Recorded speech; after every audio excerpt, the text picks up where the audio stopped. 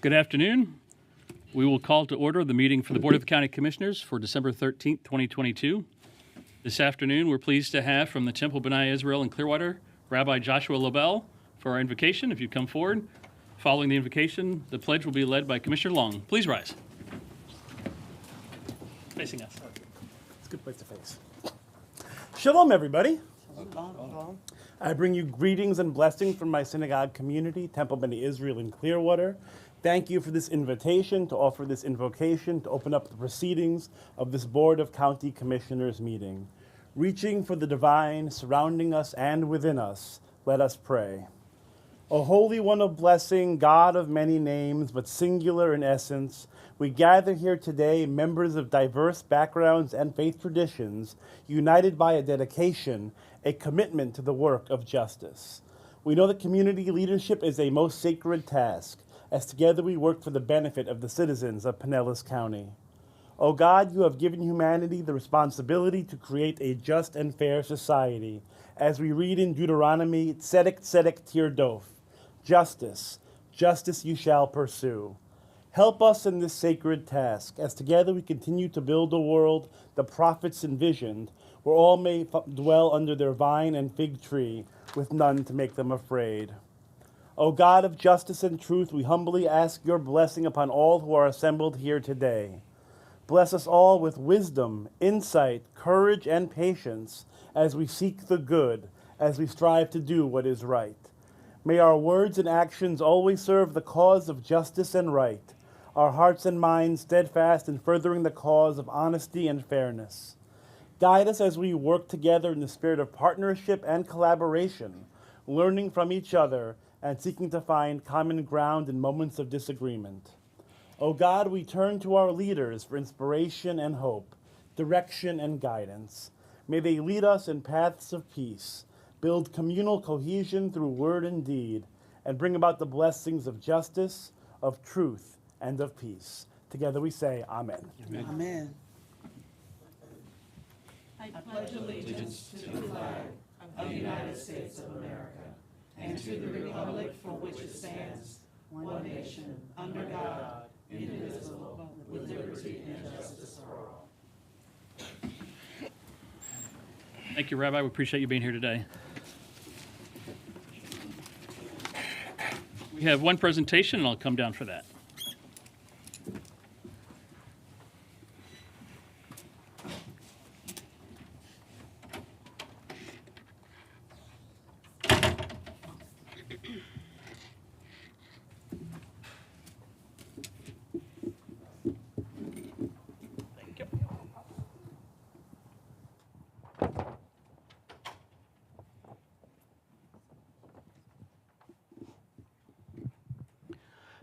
Today we're excited to celebrate Tampa Bay Community Water Wise Awards. The Community Water Wise Awards, whoever named that, I didn't have to say it very often. The Community Water Wise Awards program was started in 1998 to recognize property owners who are leading the way in outdoor water conservation. The winning landscapes each year are excellent examples of Florida-friendly landscaping, Florida landscaping practices at work. This annual awards program is sponsored by the Tampa Bay Water, Pinellas County Extension, Pinellas County Extension's Florida Friendly Landscaping Program, and Pinellas County Utilities. This year, we're recognizing one winner in the family residential category. The 2022 Community Water Wise Awards in residential category is presented to Deborah and Daniel Rothenberger of St. Pete Beach. And if you all would come up and join us. Yes, absolutely. Also invite Doris Heitzman, the Florida Friendly Landscaping Program Manager with Pinellas County Extension, to come forward. And you'll see on the slide, you're going to see some pictures of their property. Good afternoon. Deborah and her husband Dan have been transforming their landscape in St. Pete Beach into an urban oasis for the past several years. They had no interest in maintaining a grass-dominated landscape, so they decided to create a yard made up entirely of shrubs, trees, and ground covers. The landscape is watered as needed with drip irrigation and not fertilized.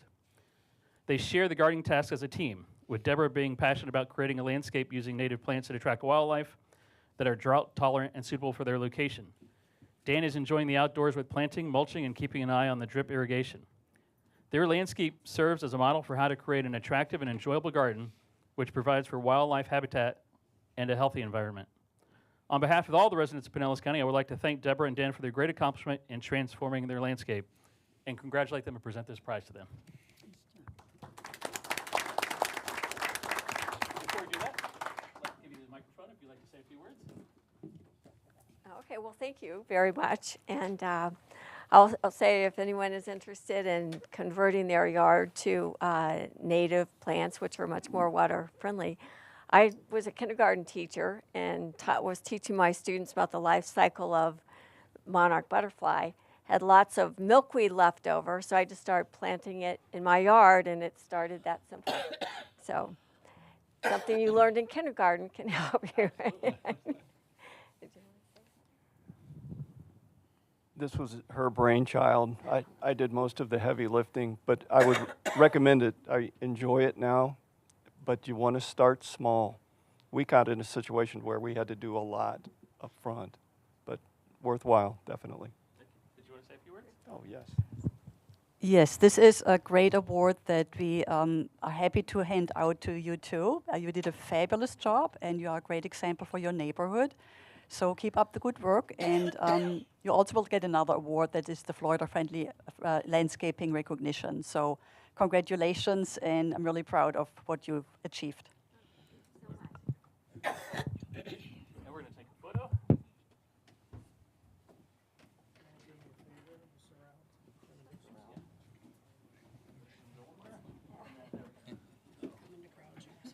That's okay.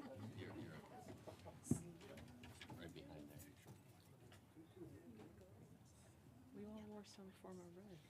This was the I have. It's okay. It's that time of year. Because I wear red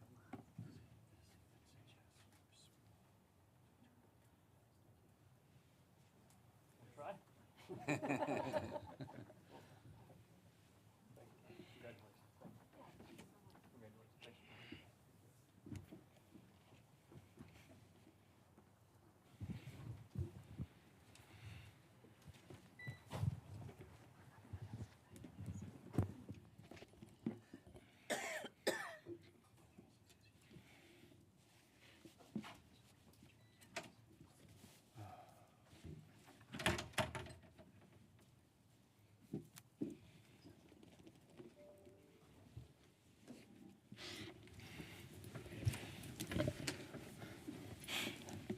All right. Moving right along to our agenda item number 2, citizens to be heard. First up is Greg Pound. Come forward. You'll have 3 minutes to address the board.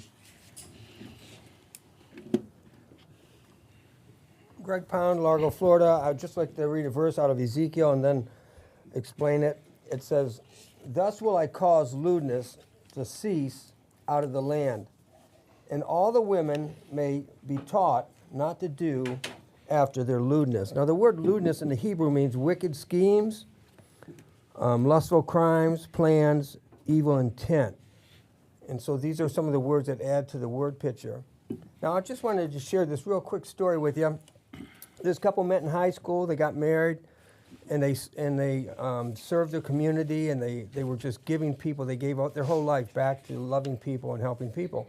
And so God said, I want to bless these people. They're 60 years old now, and they've given everything they had. And so he sends an angel down, and the angel comes to him and says, listen, God wants to give you two whatever you want. Whatever you want, God will give you. And so the couple says, anything? And the angel says, yes, anything. And so the angel says to the man, what would you like for God to give you? And the man says, well, me and my wife wanted to travel the world. We just haven't had the funds. And so what happens is the angel gives him 2 cards and says, you can travel anywhere in the world as much as you want in these cards. And then he looks over to the man's wife and says, what would you like? And she said, God said he will give me anything I want. And the angel said, that's right, anything you want.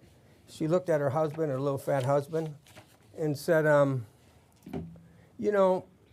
she said, what I would really like is a man 30 years younger and with some energy. And so the angel says, are you sure that's what you want? And she said, if God said I can have anything? And he says, yeah. So, okay, puff, and this cloud of smoke comes around her. And when the smoke clears, she's 90 years old. And so God is a righteous judge, and he's not going to violate his principles or his law.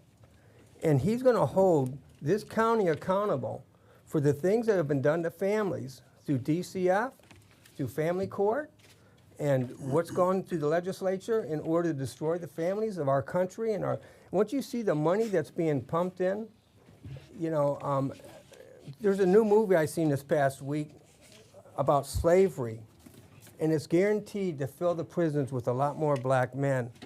I think it's called Alabama, or I can't remember the name of it, but when I seen it, and I seen what it's going to stir up in people, and all it is China's bought out Hollywood. So all this filth that's being pushed on us, our children, and our families is coming right through China. Our country's been sold out to China, and we're in trouble. We have no leaders, and we're going to pay for it. So. David Ballard Geddes Jr. Hi, good afternoon, Commissioners. David Ballard Geddes Jr. I live on Georgia Avenue in Palm Harbor. The Payment Processing Center here on the 3rd floor of the county building no longer accepts payment for its collection on the annual county property tax bill. Likewise, the county water utility building, beginning in January, will no longer be accepting payments for its charges of its billing practice from the physical location from which the water charges are borne. The county water utility and the county property tax collector are now using off-site collection services to collect their charges in support of charges such as ad hoc reclaimed water facility availability fees, claiming eminent domain over civilian-owned property relative to third-party charges to include non-ad valorem property tax levies imposed by unelected officials in and of government. Federalist Paper number 30 describes these off-site collection services as bashawas, as bashers. In effect, this collection system that's in the build today is a slow formation of third-party despots, bringing us back to the political misbehavior of medieval England as recognized in the Harris Act. And upon the formation of this medieval despotic taxing practice, how and where do I go to protest in opposition to ad hoc reclaimed water facility taxes as fortified in on my utility supply and rate? And how do I complain in opposition to illegitimate charges such as the underpinning of a non-ad valorem levy imposed by non-elected bodies of government, imposted in and on my county ad valorem property tax lien? Based on Federalist Paper number 16, our so-called court system is a manifestation of the British. Is our government slowly giving rise to an internal third-party despot and tyrants intent on running the landscape as 14th Amendment bashawas? Is our government in the midst of a great disappearing act to dissolve and assume, dissolving itself as referenced in Statute 15303, Sections 7 and 11, hiring internal third parties to levy charges upon an unsuspecting civilian population reflective of a new modern day medieval England? Thank you.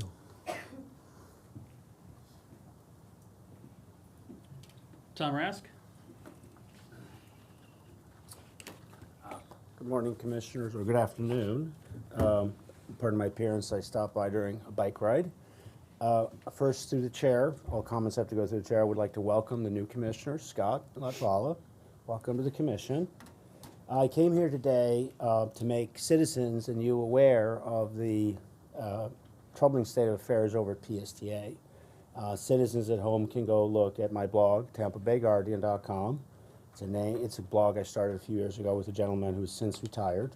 There are a number of articles detailing the problems at PSTA. They include ridership that is less than half of what they themselves projected in June on the new Sunrunner. And their own numbers show it's falling. They seem to be relying on events, parties basically, to drive ridership. And despite this, it's falling. Furthermore, I made a public records request for the raw automatic passenger counter data in January, and they came back and said there are no records. Okay, then there are no records. In other words, their ridership claims are just that. They're just claims. They're based on nothing. I made another request for APC data from the Sunrunner after last week's board meeting where staff, PSTA staff, specifically referenced rider APC data by route and by day. We'll see what comes back. But any data that comes back now has to be looked at very suspiciously, with great suspicion, I should say, given that they've already told me in response to a public records request that they have no records. PSTA has been a problem for a long time, and I don't want to embarrass any commissioner here, but I'd like to ask Chair Long, who's been on PSTA since 2015. She may have been off the board for a while, but she was on there in 2015. She has sat through this. The critics have pointed out all the problems through the years, and we have not been heard. For that reason, I'd like to ask the chair to resign her seat on the PSTA board and Commissioner Scott to take that spot instead, or anyone who's willing to ask the tough questions and not cheerlead. We, the taxpayers, are owed this. We are owed responsible use of our money. And for the record, I haven't discussed this with Commissioner Scott or anybody else. I don't seek to embarrass anybody. I just want accountability. PSTA is gaslighting people. For those who don't know what the term gaslighting means, it refers to a movie from the 40s with the name, I believe, Gaslight. And it refers not just to deception, but deception meant to question your own understanding of reality. So I've documented that with video and pictures, there are no riders on this thing. Peak time, off time, doesn't matter. Thank you. That's all the cards I have. Moving on to the consent agenda, items 3 through 19. Any items to be pulled? Move approval, Mr. Chair. Second. Motion by Commissioner Long, second by Commissioner Flowers. We'll do a voice vote on this. All in favor say aye. Aye. Any opposed? Show it passes unanimously. Going to item number 20. Good afternoon, Mr. Administrator. Good afternoon, Commissioners. Item number 20, we request that this item be removed. There are some changes that need to occur at staff level, so we'll be bringing this back at a later date. All right. Moving on to item 21. Item 21 is an award of contract to Marine Max to lease the property owned by Clearwater St. Pete International Airport, and this is the property formerly known as the Turtle Club. It's an exciting investment that they'll be making and for improvements to the site, and we're pretty excited about this this particular item. And I think we have representatives here from Marine Max and Tom Julesbury from the airport, if they'd like to come forward and present this. Yes, sir. Good afternoon. Good afternoon, Commissioners. Tom Julesbury, Airport Director. Glad to have this opportunity to bring this lease agreement forward to you. It's been a sort of a long time coming, and we're very fortunate to look to your provide a recommendation to award this to Marine Max. Marine Max, along with Intrepid, is here today to provide sort of a brief overview for you in case you have any questions. Again, as the County Administrator said, it's a very exciting project. We're proud of it, and we're looking forward to the new partnership. So, Ken? Sure. I'm Ken Clinton with Intrepid Powerboats. I'm the president. I've been with Intrepid going on 32 years now, and we're really excited about this project. I presently have a factory off of Belcher Road in Largo. Been in Pinellas County for a long time now, and we love Pinellas County. And one of the concerns that we had is growth. We have a group of customers that we call the Intrepid Nation that are urging us to do bigger and larger vessels, which is a good problem to have, but it's another problem when you can't do it on the piece of property that you're at. I've had many proposals to go out of state, out of county, and I love Pinellas County, and I've always wanted to make sure that I was able to stay here and grow here. With this opportunity, it's going to allow us to build the larger vessels that are in demand, which needs to be on the water. It's the only way that I can do it. And being able to keep the facility that I have 425 employees at here in Pinellas County, and then adding another 300 jobs at our new facility is exciting. And also, it's going to be, pretty close to the approximate travel distance between the two factories is probably 10 or 15 minutes. So being the control freak that I am, I'll be able to go to both facilities and keep control of everything. So I think it's a great opportunity. We're looking forward to it, and I just love the fact that we're going to be able to continue to stay in Pinellas County and bring more craftspeople into this area. That's awesome. Congratulations. Thanks. Good deal. Good afternoon. Thank you for the opportunity. My name is Sam Lowry. I'm the Vice President of Real Estate for MarineMax. We're excited about the opportunity to stay in Pinellas County. As many of you, I'm sure, know, we are headquartered in Pinellas County as a publicly traded company. This is our home, and just really excited about keeping all these jobs and growing the Intrepid brand right here in our backyard. Available to answer any questions you may have about our proposal. Anyone have questions or comments? Just a comment, Mr. Chair. Commissioner Flowers. Thank you, Mr. Chair. Thank you so very much for what you're doing and certainly increasing employment opportunities here. I always give a plug when we have companies coming in new or expanding.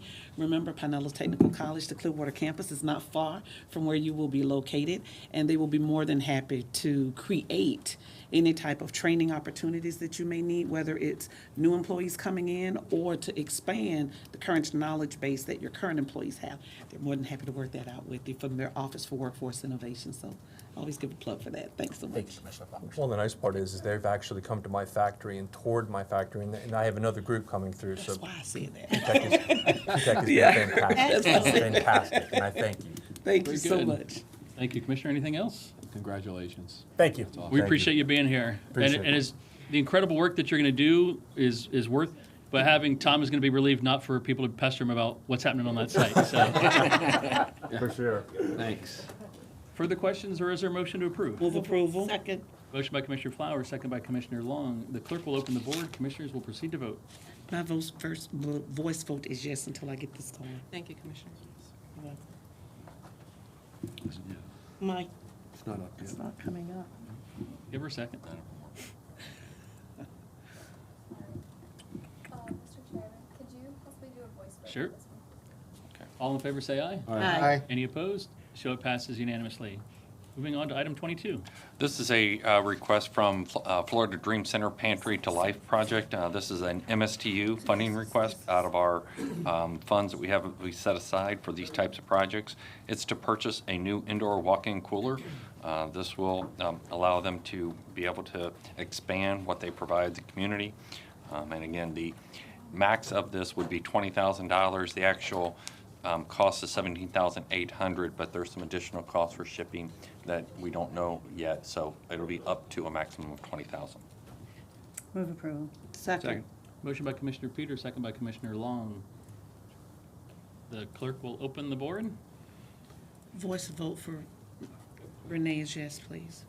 Oh, there you go. My vote card isn't coming up, so I'm a yes. And it passes unanimously. Item 23. This is a covenant of purpose, use, and ownership between Pinellas County and the U.S. Economic Development Administration. This is for the EDA grant award for the Tampa Bay Innovation Center incubator project. Move This approval. This kind of makes it Second. All in, right? We're all in on It's this. one more report that we got to give to the EDA. We have a motion by Commissioner Peters, second by Commissioner Flowers. Yes. Further questions, discussion? I will say, I took a tour with Tanya to Fort Lauderdale to take a look at another innovation center. And although that was impressive, it is tied to a university, which makes it a different dynamic. But it makes me much more proud of what we're doing here after seeing that. So, great job. Very good. Well, look at that. The clerk will open the board. Commissioners will proceed to vote. My voice vote is yes, please. It's giving you a hard time, isn't it? Commissioner Long. I'm a yes. It has done this. Passes unanimously. Item 24. It's a resolution approving the Affordable Housing Advisory Committee report related to the State Housing Initiatives Partnership Program, Affordable Housing Incentive Program. So this is a report that we submit to the Florida Housing Finance Corporation. And again, it's been approved by your recommending committee. Move approval. Second. Motion by Commissioner Peters, second by Commissioner Flowers. Further discussion? Clerk will open the board. Commissioners will proceed to vote. Voice vote, yes, please. It keeps coming up. I'm a yes. Passes unanimously. Item 25. This is your annual contract with the Department of Health for the operation of our Pinellas County Department of Health. The total cost is $7.9 million, including $6.3 in core services and $1.6 for the school nurse program. This was included in the 2023 budget. Questions, discussion, or motion? Second. Motion by Commissioner Flowers, second by Commissioner Long. Clerk will open the board. Commissioners will proceed to vote. Commissioner Long? Yes. Passes unanimously. Item 26. So funding recommendations for the Alcohol and Drug Abuse Trust Fund. These are funds that are assessed from court fees. Annually, they make grant awards out, and there are 8 grant awards to allocate the $35,000 in funds, and they're outlined within your packet. Questions or a motion? Move approval. Second. Motion by Commissioner Flowers, second by Commissioner Long. Commissioner Eggers? Yeah, I won't be supporting this today because the question that I asked at the meeting was why aren't certain organizations getting some of the money? And again, some of the needs that were being asked for, I think the one that was being asked for certainly rises to that level. So again, I like the idea. I like what we're doing with the money. I just think it could have been spread out a little differently, so I won't be supporting this. Thank you, Mr. Chair. Thank you, sir. Further comments, questions? Clerk will open the board. Commissioners will proceed to vote. Voice vote, yes, please. Yes.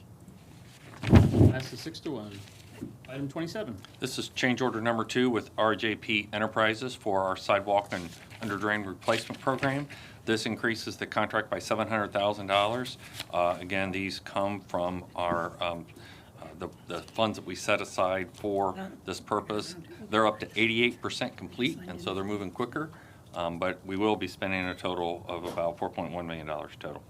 Move approval. Second. Motion by Commissioner Peters, second by Commissioner Eggers. Clerk will open the board. Commissioners will proceed to vote. Voice vote, yes, please. I'm a yes. Passes unanimously. Item 28.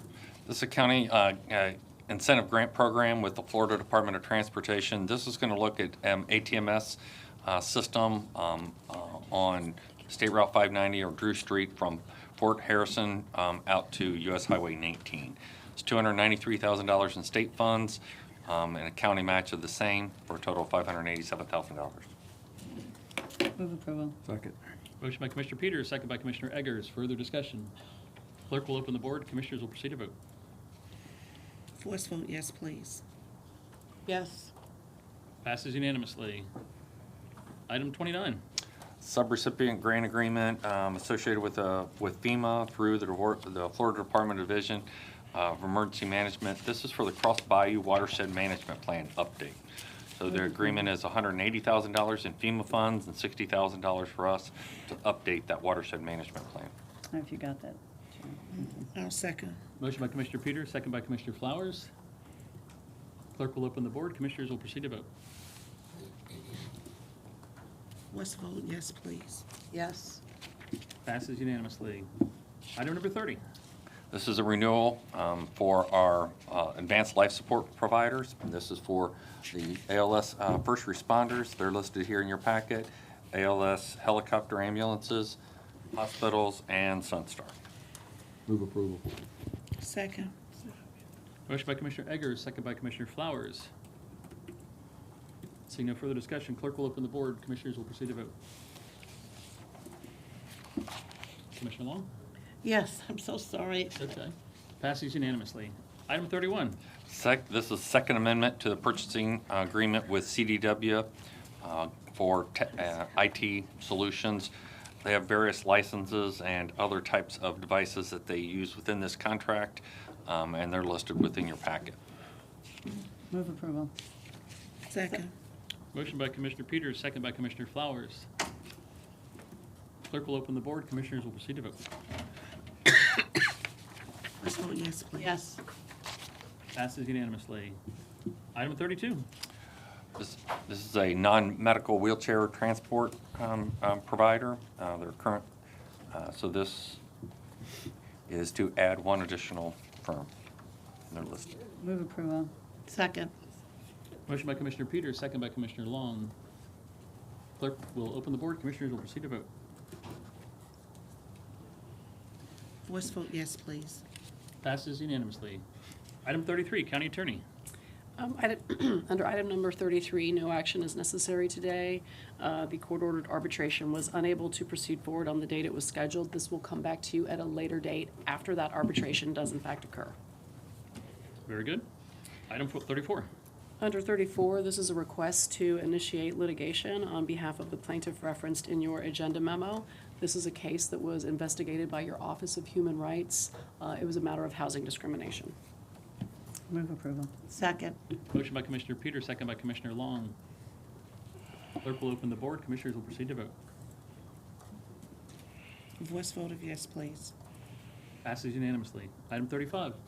Under item number 35, I'm requesting that you ratify a litigation that has already been filed pursuant to authority that was gained by the chair through the resolution referenced in your agenda memo. This was a matter that we filed on an emergency basis because of some neglect and animals involved. Move approval. Second. Motion by Commissioner Peters, second by Commissioner Long. Clerk will open the board. Commissioners will proceed to vote. Voice vote yes, please. Passes unanimously. Item 36. Under item number 36, I'm requesting that you approve the confidential settlement that I have spoken with each of you about individually. Move approval. Second. Motion by Commissioner Peters, second by Commissioner Long. Clerk will open the board. Commissioners will proceed to vote. Voice vote yes, please. Passes unanimously. Item 37. Item number 37, I'm requesting that you approve the 4 newly obtained public official bonds for our newly elected commissioners. We did not obtain one for Commissioner Flowers, as she already had one in place. This is a statutory obligation. The amounts of the bonds are set by a resolution of the Board of County Commissioners, and I'm following the statutory process and asking that you approve those newly issued bonds. Move approval. Second. Motion by Commissioner Long, second by Commissioner Peters. Did we get our Did you make a counties correct correction? for Commissioner Latvala? He is no longer in Orange County. All He right. is now in Pinellas County. We tried. Welcome. We did not. Clerk will open the board. Commissioners will proceed to vote. Voice vote of yes, please. Passes unanimously. Item 38.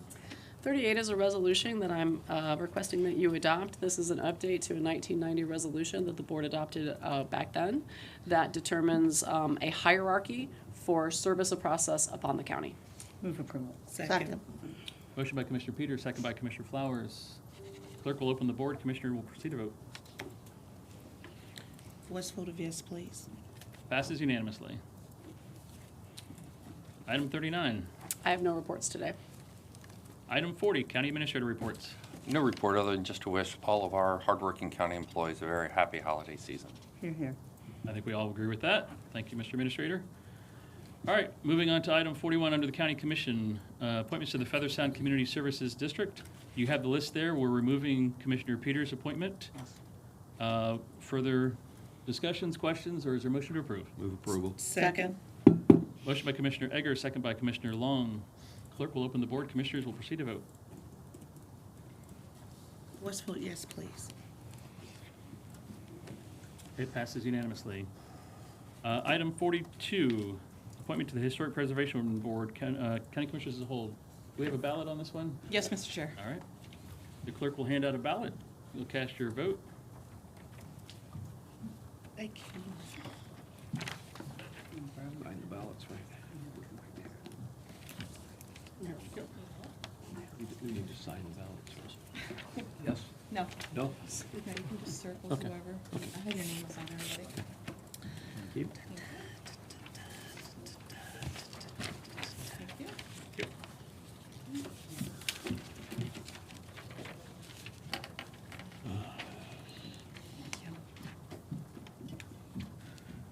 Just choosing one.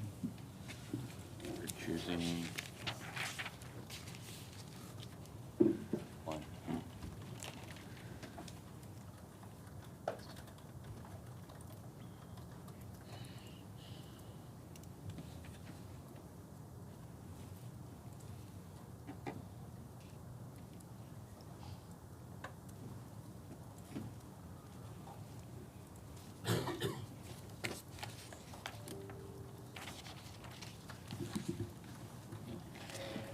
hand it to the clerk when you're done. Thank you.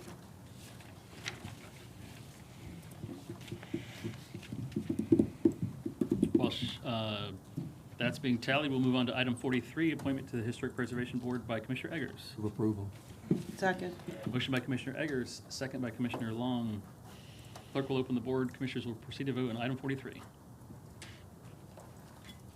Voice vote of yes, please. Passes unanimously. Madam Clerk. Yes, sir. Thank you, Mr. Chair. The board has selected James Batchelor with a vote of 5 to 2. Very good. Thank you very much.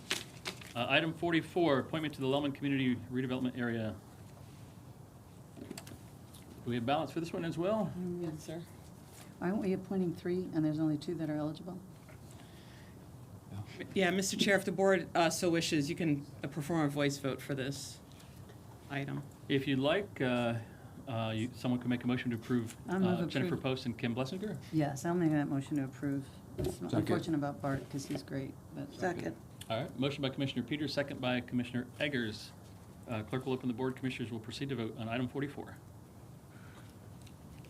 Voice vote of the 2 that are approved, please. Passes unanimously.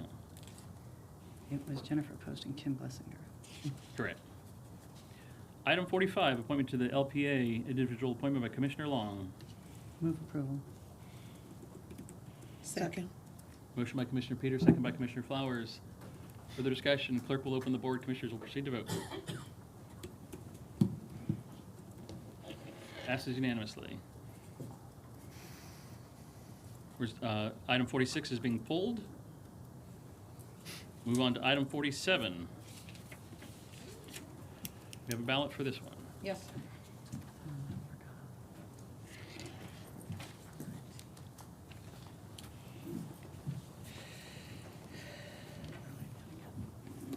Thank you.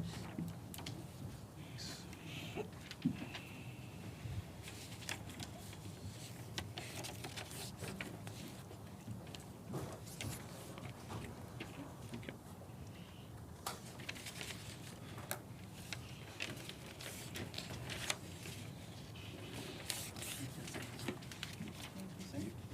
Promise that was better. You're welcome.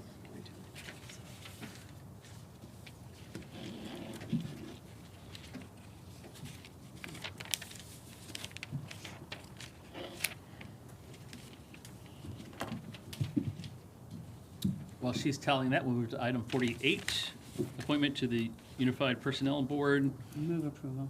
Second. Jeff Kronsnabel's the only applicant. Yes. We have a motion by Commissioner Peters, second by Commissioner Long.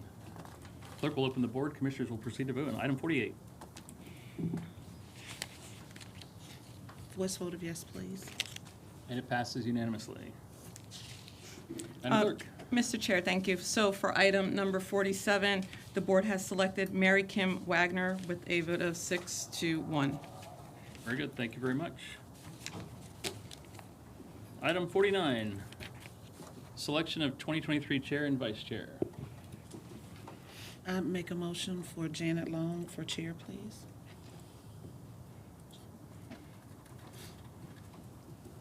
Second. All right, we have a motion and a second. Further discussion? Clerk will open the board. Commissioners will proceed to vote. Voice vote of yes for Renee Flowers, please. Wait a second, I'm sorry. Long?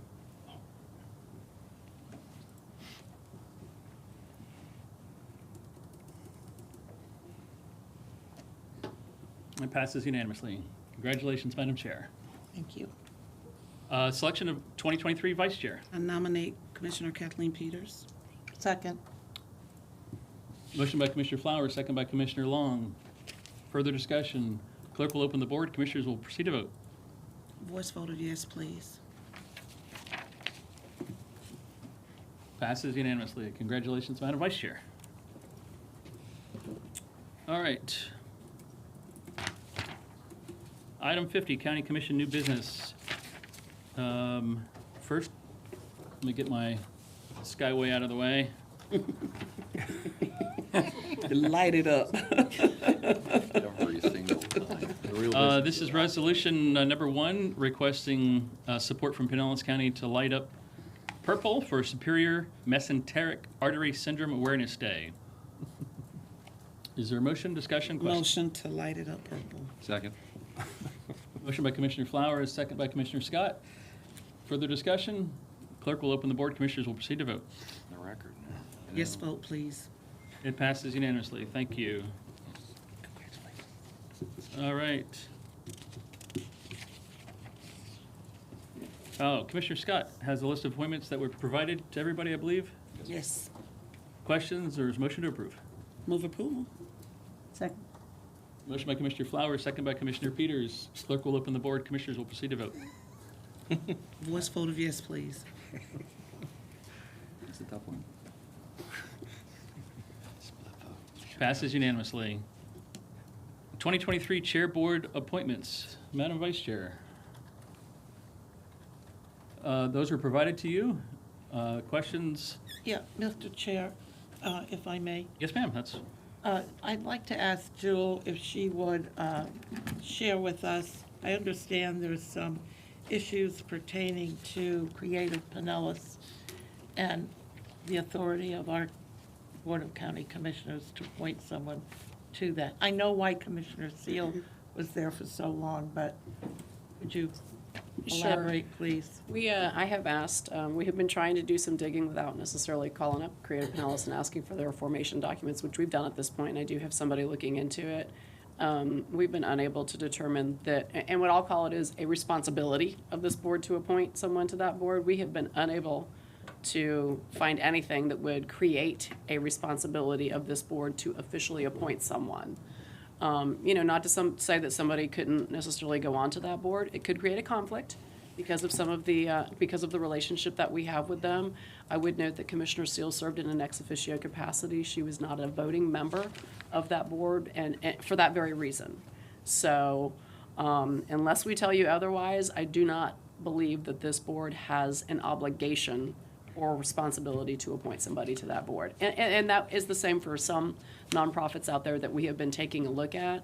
And over the years, I would just note, I shouldn't say over the years, over the past couple of years, as the time comes for you all to make your appointments to various boards, there have been some that we have flagged and taken a second look at for this very reason. So this is not unique to Creative Pinellas. We have looked at a number of boards over the last couple of years and have actually determined that there was not a need or obligation to appoint to some. So we're going to continue probably taking a look through some of these.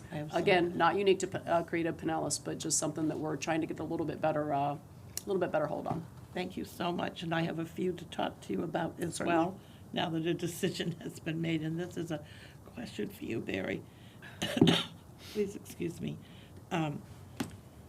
Creative Pinellas in our makeup, aren't they now under the Visit St. Pete Clearwater? No? No. There are obviously. A portion of their dollars are Well, from them, from right? a funding standpoint, Yeah, yes, that's what I mean. We certainly do. We provide funding from Creative Pinellas General Fund and Transportation Trust Fund. I believe that's correct. Yes, and so it's a combination of all of those. Okay. But otherwise, they are like any other nonprofit in the community. And we've had several over the years where when we went back to look and say, why are we making an appointment to this board? And it's like, just because we've been doing it since 1981. And so. And one thing I would add is that, this is another thing that my staff is looking into. I do believe that one thing that makes them somewhat unique is I do believe they're designated as the local arts agency. That's why they get the license tag money. Yes. Doesn't mean that doesn't create an obligation for us to appoint to their board. It just does make them a little bit different, maybe than some other nonprofits. Once upon a time, that local arts agency used to be housed within a county department. I don't think it was CVB. I think it might have been the Parks Department. It was. Back when. Yeah. But Creative Pinellas is not an arm of county government. But they do receive funding from us. Thank you. Mr. Chair. Commissioner Flowers. I just wanted to give a refresher or reminder. I shared an email to Commissioner Justice and Courtney about the JDI committee. I had received an email maybe 3 or 4 months ago from the Department of Juvenile Justice, because I've served on that since its formation. And I received an email, and I co-chair it along with Judge Patrice Moore. And we received an email saying that the JDI committee would no longer exist and that they would be looking at reconfiguring that committee because the way that different counties were implementing the program was not consistent. And that they would let us know when they would reconstitute the makeup of that program. So I double checked on yesterday just to make sure that I did not miss an email or something.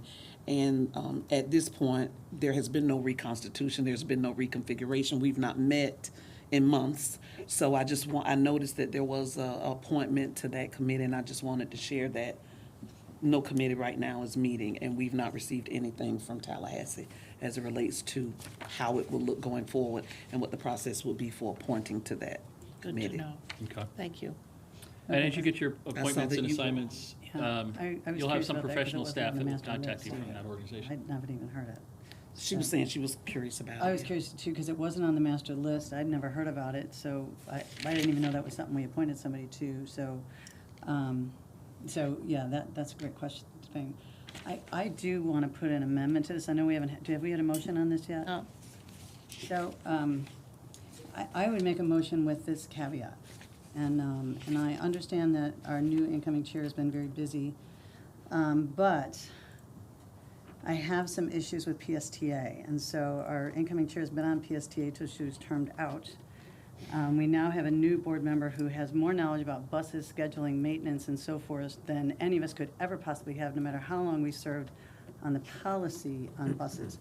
The other thing I have that I really didn't want to bring up publicly, but we haven't voted on these yet. She has been appointed to PSTA's executive committee and legislative committee, but she got appointments, which I think was overstepped to let PSTA know that her desire was going to be on there when we haven't voted on it. And so what I would like to do is, just so there's no miss, we've already had somebody come up and talk about it, and you've got a full slate being chair, that PSTA, as long as Brian would be willing, would put Brian in PSTA, because I think it's an appropriate appointment given his knowledge of most of his lifetime. And I just think that it was kind of an overstep, and I just don't want to have that overstep kind of play into what's next. And that's just my personal feeling about it. And so I would make a motion with just that one change. If I could have a second on that, that would be great. Is it appropriate for me Commissioner to Long. respond to that? So, Commissioner Peters, thank you for your input on whether or not, everything has happened appropriately. I think I shared when I was trying to explain why we were making or trying to make appointments for the chair and the vice chair at our last official meeting, that the boards that we do have statutory responsibility to sit on are accustomed to making their turnover now. And I don't think there was anything nefarious at all about PSTA making the decisions that they did on their committees. It's just that they are already working on their legislative and their federal priorities. And those are some of the committees that I served on back then. I don't know if that would be the same going forward. But the reason, this is just my reasoning, the reasoning that I chose not to recommend Commissioner Scott for PSTA is because he is a new commissioner, and I totally agree with your reasoning that he does know more about buses, et cetera, than probably any of us here. That's not the issue. The issue is he has been recommended to serve on Forward Pinellas. Forward Pinellas, for those of us that have already sat on there, is a very complicated board with a lot of moving parts. And one of the things that I thought would be helpful to Commissioner Scott is learning all the intricacies of obtaining federal funding versus state funding and That's an entire curriculum all on its own. I also am hopeful that he will agree to serve on the Waterborne Transportation Committee, which is a subset of Forward Pinellas. And it takes a lot of time and a lot of input in order to, that's a brand new concept for Tampa Bay, requires a lot of interaction with our regional partners, and I thought he would be very well suited with his personality and his interests to really wrap his head and his arms around that. And that's the kind of, you know, in-depth thought process that I went through as I made all of the different recommendations, clearly knowing that they were recommendations, that I was not yet the chair, and that remained to be decided.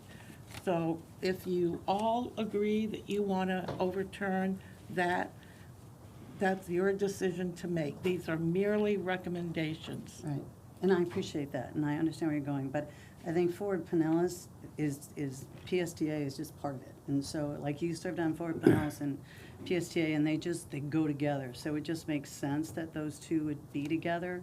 And as far as PSTA's work going forward, you have two county commissioners that are on that board that represent that. So it's not like they're short of votes or representation.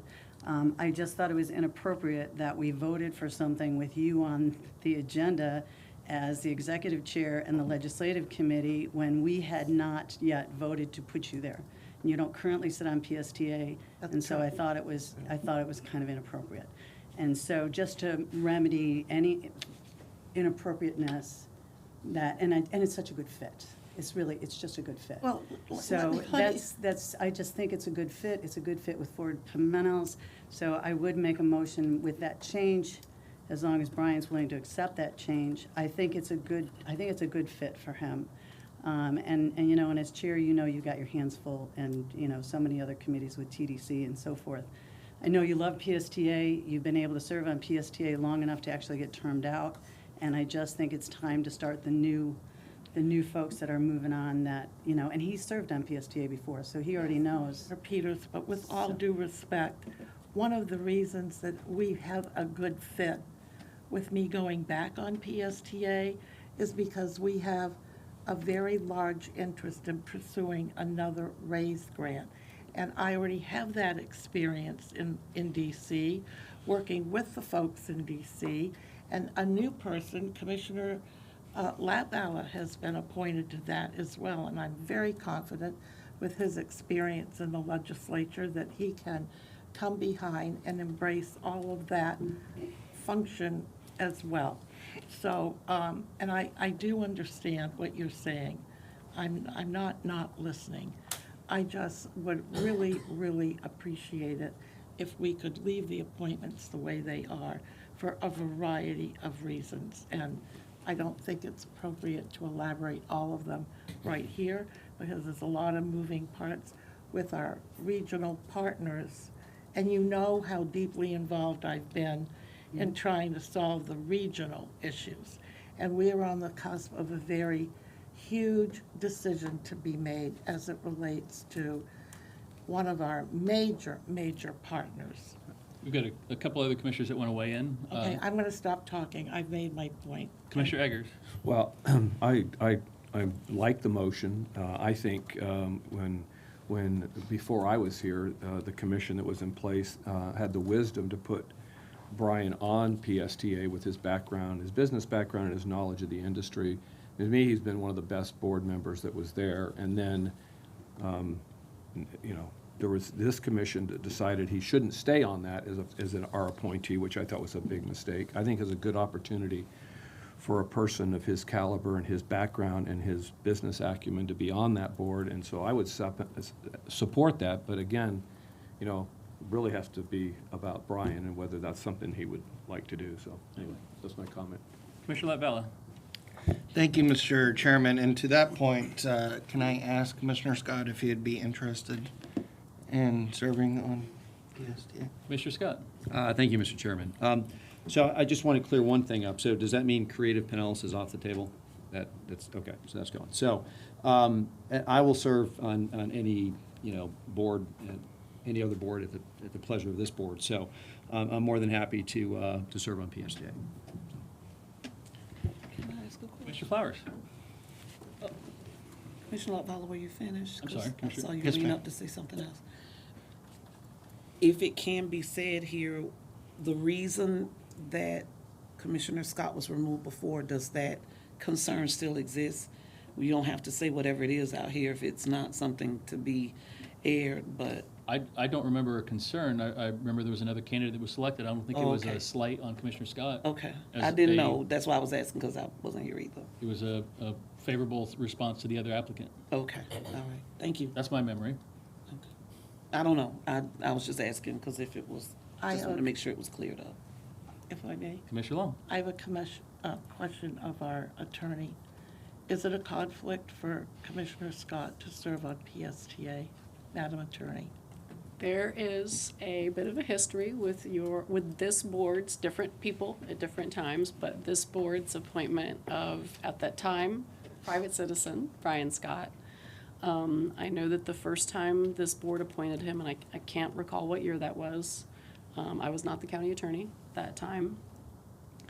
One of the issues that we looked at is a specific provision in the PSTA's special act that says that folks that are affiliated with, ownership of, a common carrier are not to serve on that board.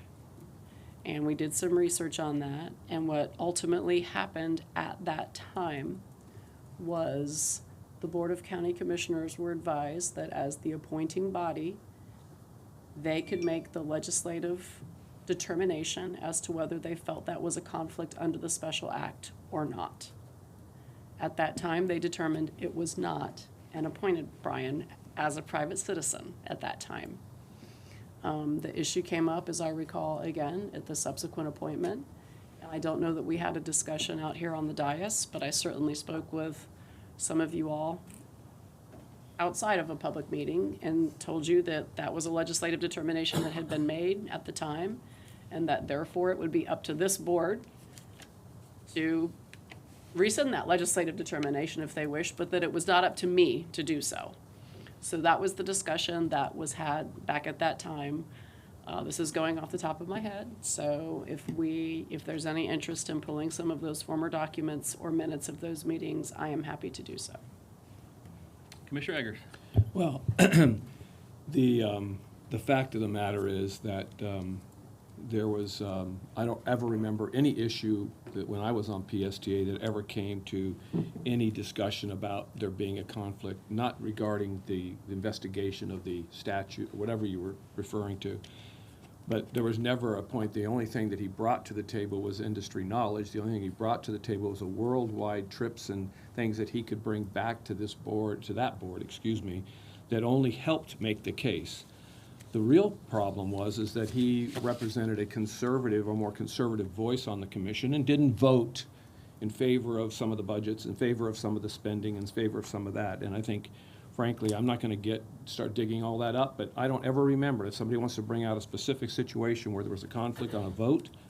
I don't ever remember that even coming up, being asked about on the board, and certainly never having a recusal on a vote. So, and maybe there was before I got on there, but I think the bottom line, I think he'd make a great appointee to that board, and he would serve as value added to our residents in this county in a big way. So that's my feeling. Thank you. Commissioner Scott. Thank you, Mr. Chairman. And just to clarify, in the 6 years that I served on PSTA, I was a volunteer appointment at that point. And PSTA, as you know, is not an insignificant volunteer appointment. I mean, it's a time-consuming job. I took it extremely seriously. I don't think I ever missed a single meeting the whole time that I was there. I never once had to recuse myself. My company does zero business with PSTA.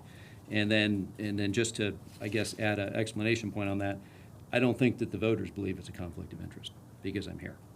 So, thank you. Mr. Chair. Commissioner Flowers. I just want to be clear for me, and I'm not saying anyone said this. My comments have nothing to do with who said what or whatever was just stated. The only thing I wanted to get at was because I wasn't here, so I just wanted to know what the reasons were. But I will tell you that if there is something, because now I'm serving as Secretary Treasurer for PSTA. So if there is something in their standing that addresses this, I would just like clarity on it before you're appointed so that it's clear, so that no one can say there's this, because I wasn't aware of that. So there's this information that says that persons who own or operate a transportation company or whatever cannot serve on PSTA. I was not aware of that, but if that is present, I would like for legal to speak with PSTA's legal department and kind of get that straightened out before you're appointed to a board that says something alternatively. I could care less about anybody's party on PSTA. I'm just worried about moving people rapidly, expeditiously, and safely through Pinellas County. But if that is something that they have in their paperwork, I would not want Commissioner Scott to be in a bad position because we made the appointment when there is something that addresses alternatively. So I don't know if you all would entertain us holding off the appointment, either Commissioner Scott or Janet, until that question can be asked and answered. I would hate for it to occur, he be put on, and then now he's got to come off. So And I don't know. I will happily pull the paperwork. I can tell you at the time that this issue came up, and I can't remember what year it was. It's been quite a while. The position that PSTA's council took at the time was that this was a Board of County Commissioners appointment and within your discretion. They were not going to weigh in. Okay, well, if that's the case, then we can just move forward today. I missed that part. If And I that's what apologize, I didn't mention that. Yeah, I'm please. sorry, I apologize because I didn't know that part. But again, I'm just trying to make sure we're doing things, that's appropriate. Commissioner Peters. Okay, well, she just answered that, Yeah. so I don't have to say anymore. I don't think we need to wait, and so, How about, we have a motion and a second for this list of appointments with that change. with that one change. And I would suggest also the elimination of Creative Pinellas as an appointment. As well And I as would make that JDI. to that I'm motion. fine with that. As well as JDI, because that doesn't exist. Juvenile detention assessment and intervention does not exist. So I would amend my motion to include the elimination of J-Dye, Creative Pinellas, and that one change to put Brian on PSTA versus Janet. And I'm fine with that as a seconder. Further discussion? All right. Clerk will open the board. Commissioners will proceed to vote.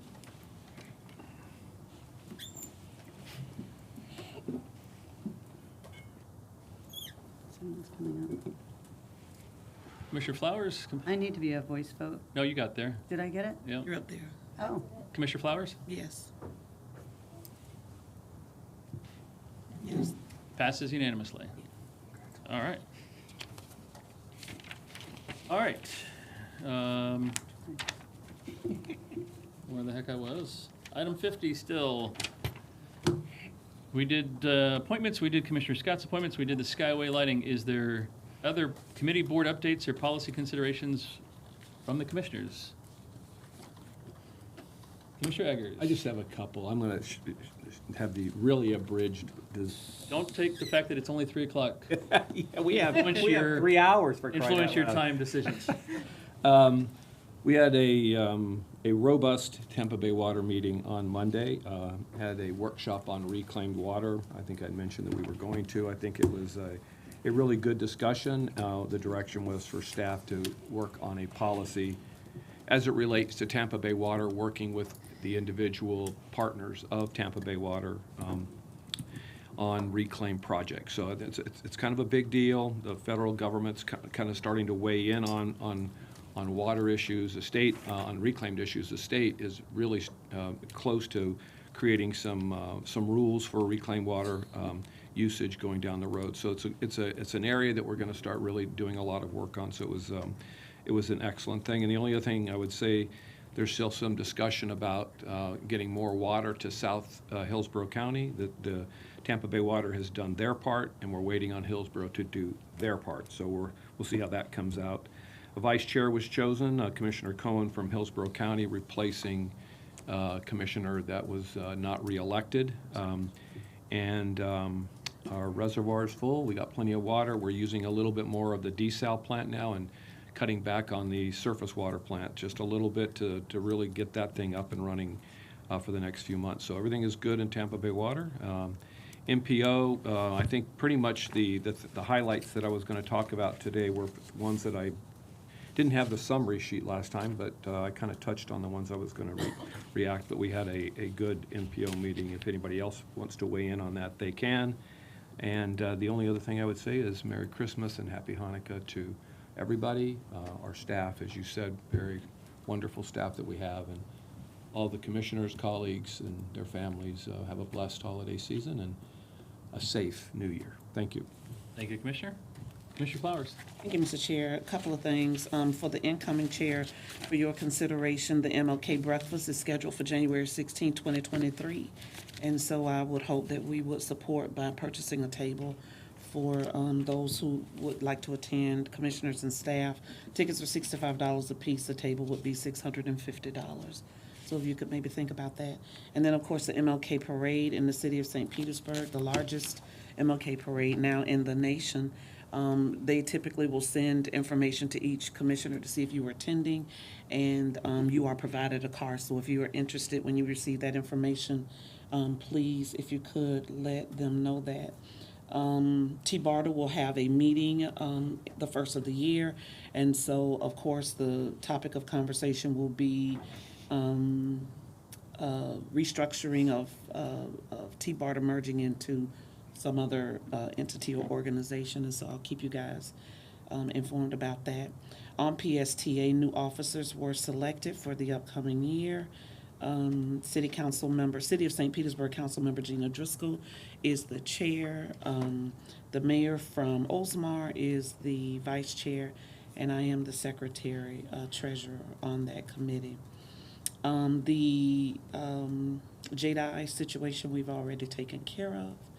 And again, Merry Christmas, Happy New Year's to everyone. Be safe, and I hope you enjoyed the little treats that you received. I've had a wonderful time going around to the different offices too, just delivering some little treats to them, letting them know we really appreciate them pushing through the new year. So thank you.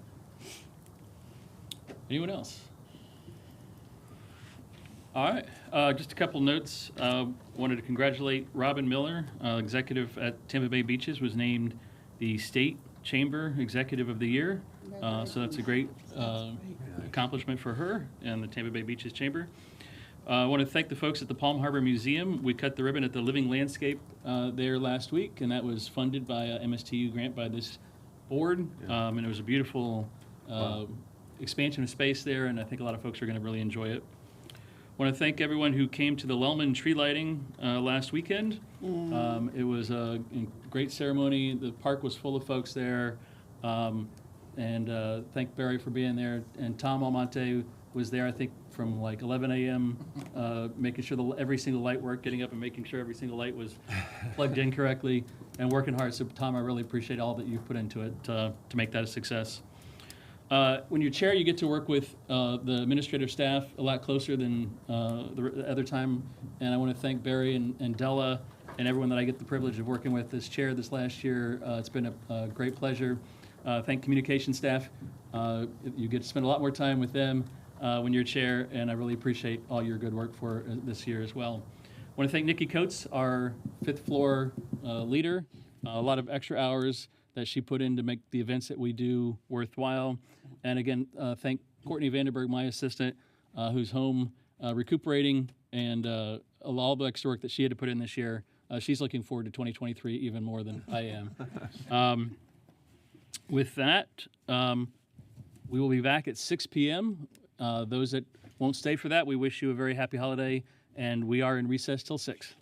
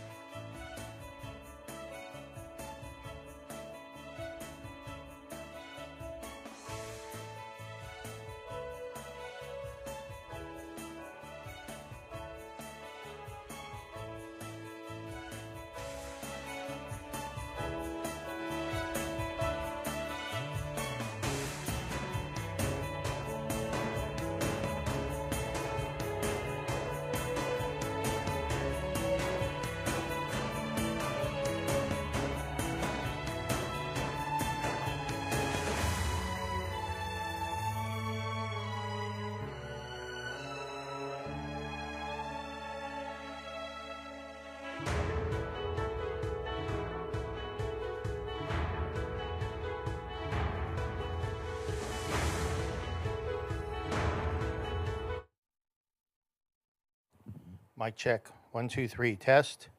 Mic check, this is normal peak level. Check, 1, 2, mic check. I'm looking at my phone for instruction. Okay, you're good? All right, I'm gonna put the music back on.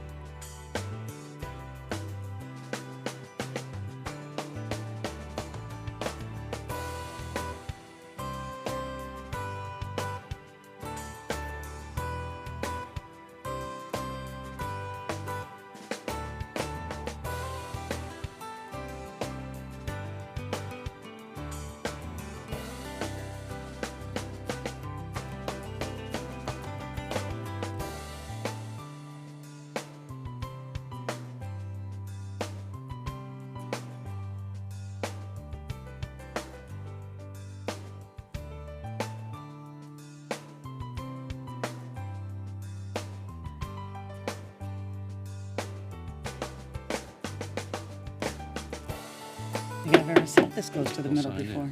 Good evening, everyone. Last year. Thank you, the one She person who wasn't- replied. She didn't look like she felt very. Come back to order. We'll open our public hearings. Before we start with our first one, just to let you know, if you're here for items 54 or 55, both those items will be continued. So we will not be voting on those two items tonight if you're here for those items. We'll start with item 51, case number CW 22-21. Madam Clerk. Thank you, Mr. Chair. Agenda item 51 is case number CW 22-21.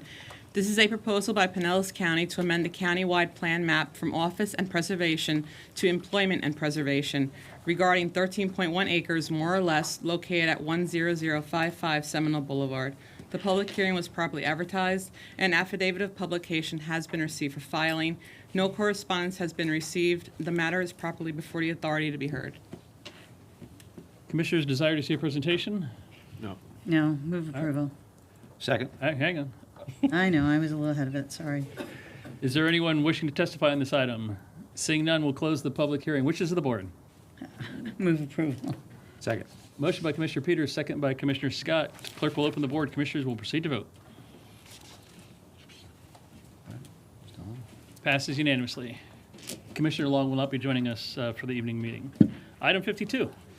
Agenda item number 52 is case number CW 22-22. This is a proposal by the City of Safety Harbor to amend the countywide plan map from residential very low to residential low medium regarding 3.6 acres, more or less, located at 3404 and 3406 Enterprise Road. The public hearing was properly advertised. An affidavit of publication has been received for filing.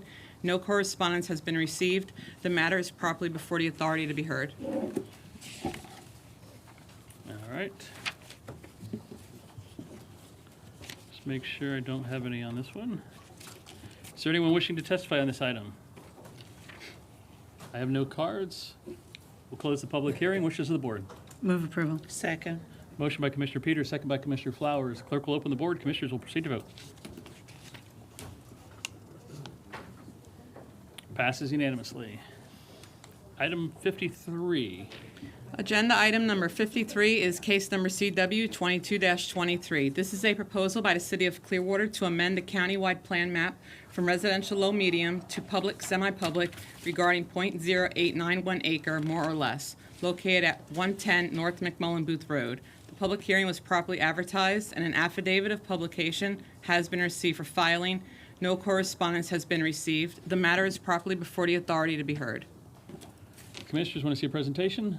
No. No. I have two cards from Clay Gilman and Kyle Brotherton, if necessary. Did you want to speak? Just for questions? Okay. Seeing no one else, we'll close the public hearing. Wishes of the board? Move approval. Motion by Commissioner Peters, second by Commissioner Eggers. Clerk will open the board. Commissioners will proceed to vote. And it passes unanimously.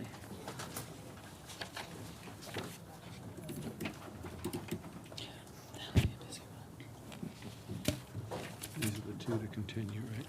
54, 55. Cue cup.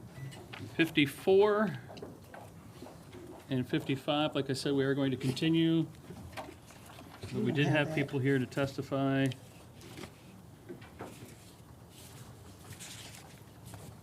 The folks that were here for 54, 55, did you still want to testify even though we're not going to hear it tonight? Okay. All right. We'll open on item 54. We'll combine them, 54 and 55 together. Patty Gaston.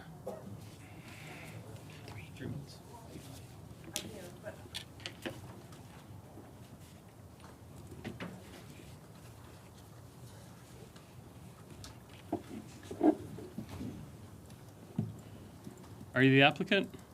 No. Okay. I'm against. Hold on, But I well, then have a hold on one second. question. Do we have the,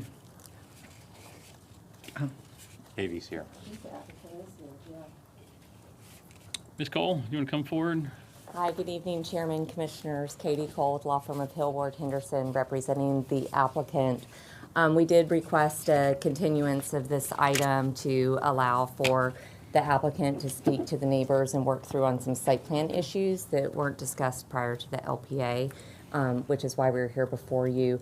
We did clarify at the LPA, and it was the same question with some other continued items, and I wanted to clarify the rules of procedure because generally, if folks speak tonight on a continued item, they would not then testify as to the same topic in the future. So I just wanted to clarify that from a timing standpoint.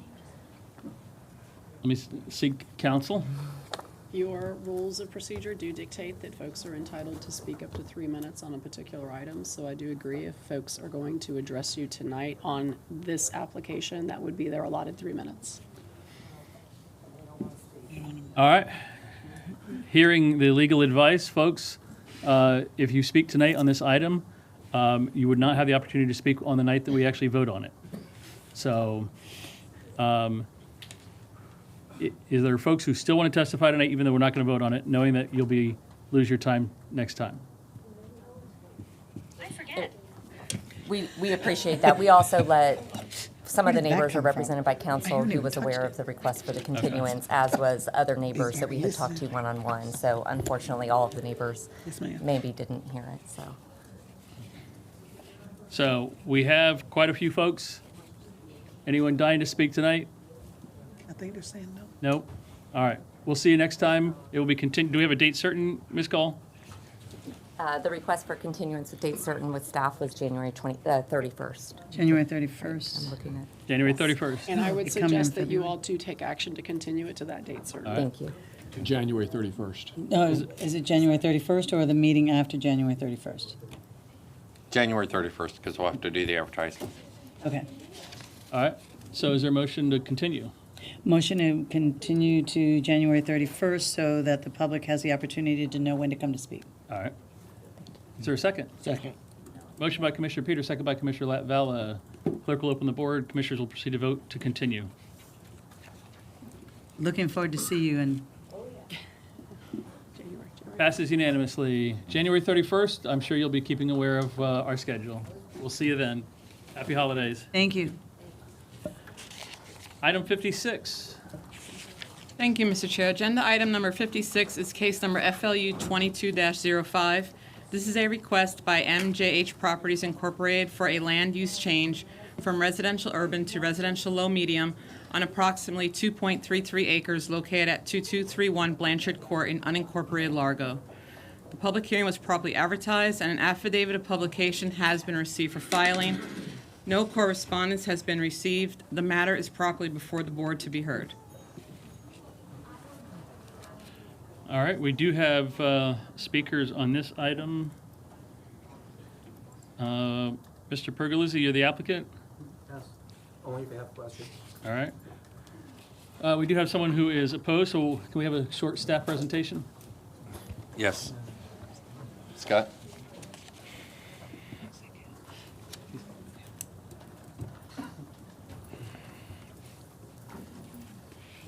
Good evening, Scott Swearingen, Long Range Planning Manager, Pinellas County. It's good to be before you this evening.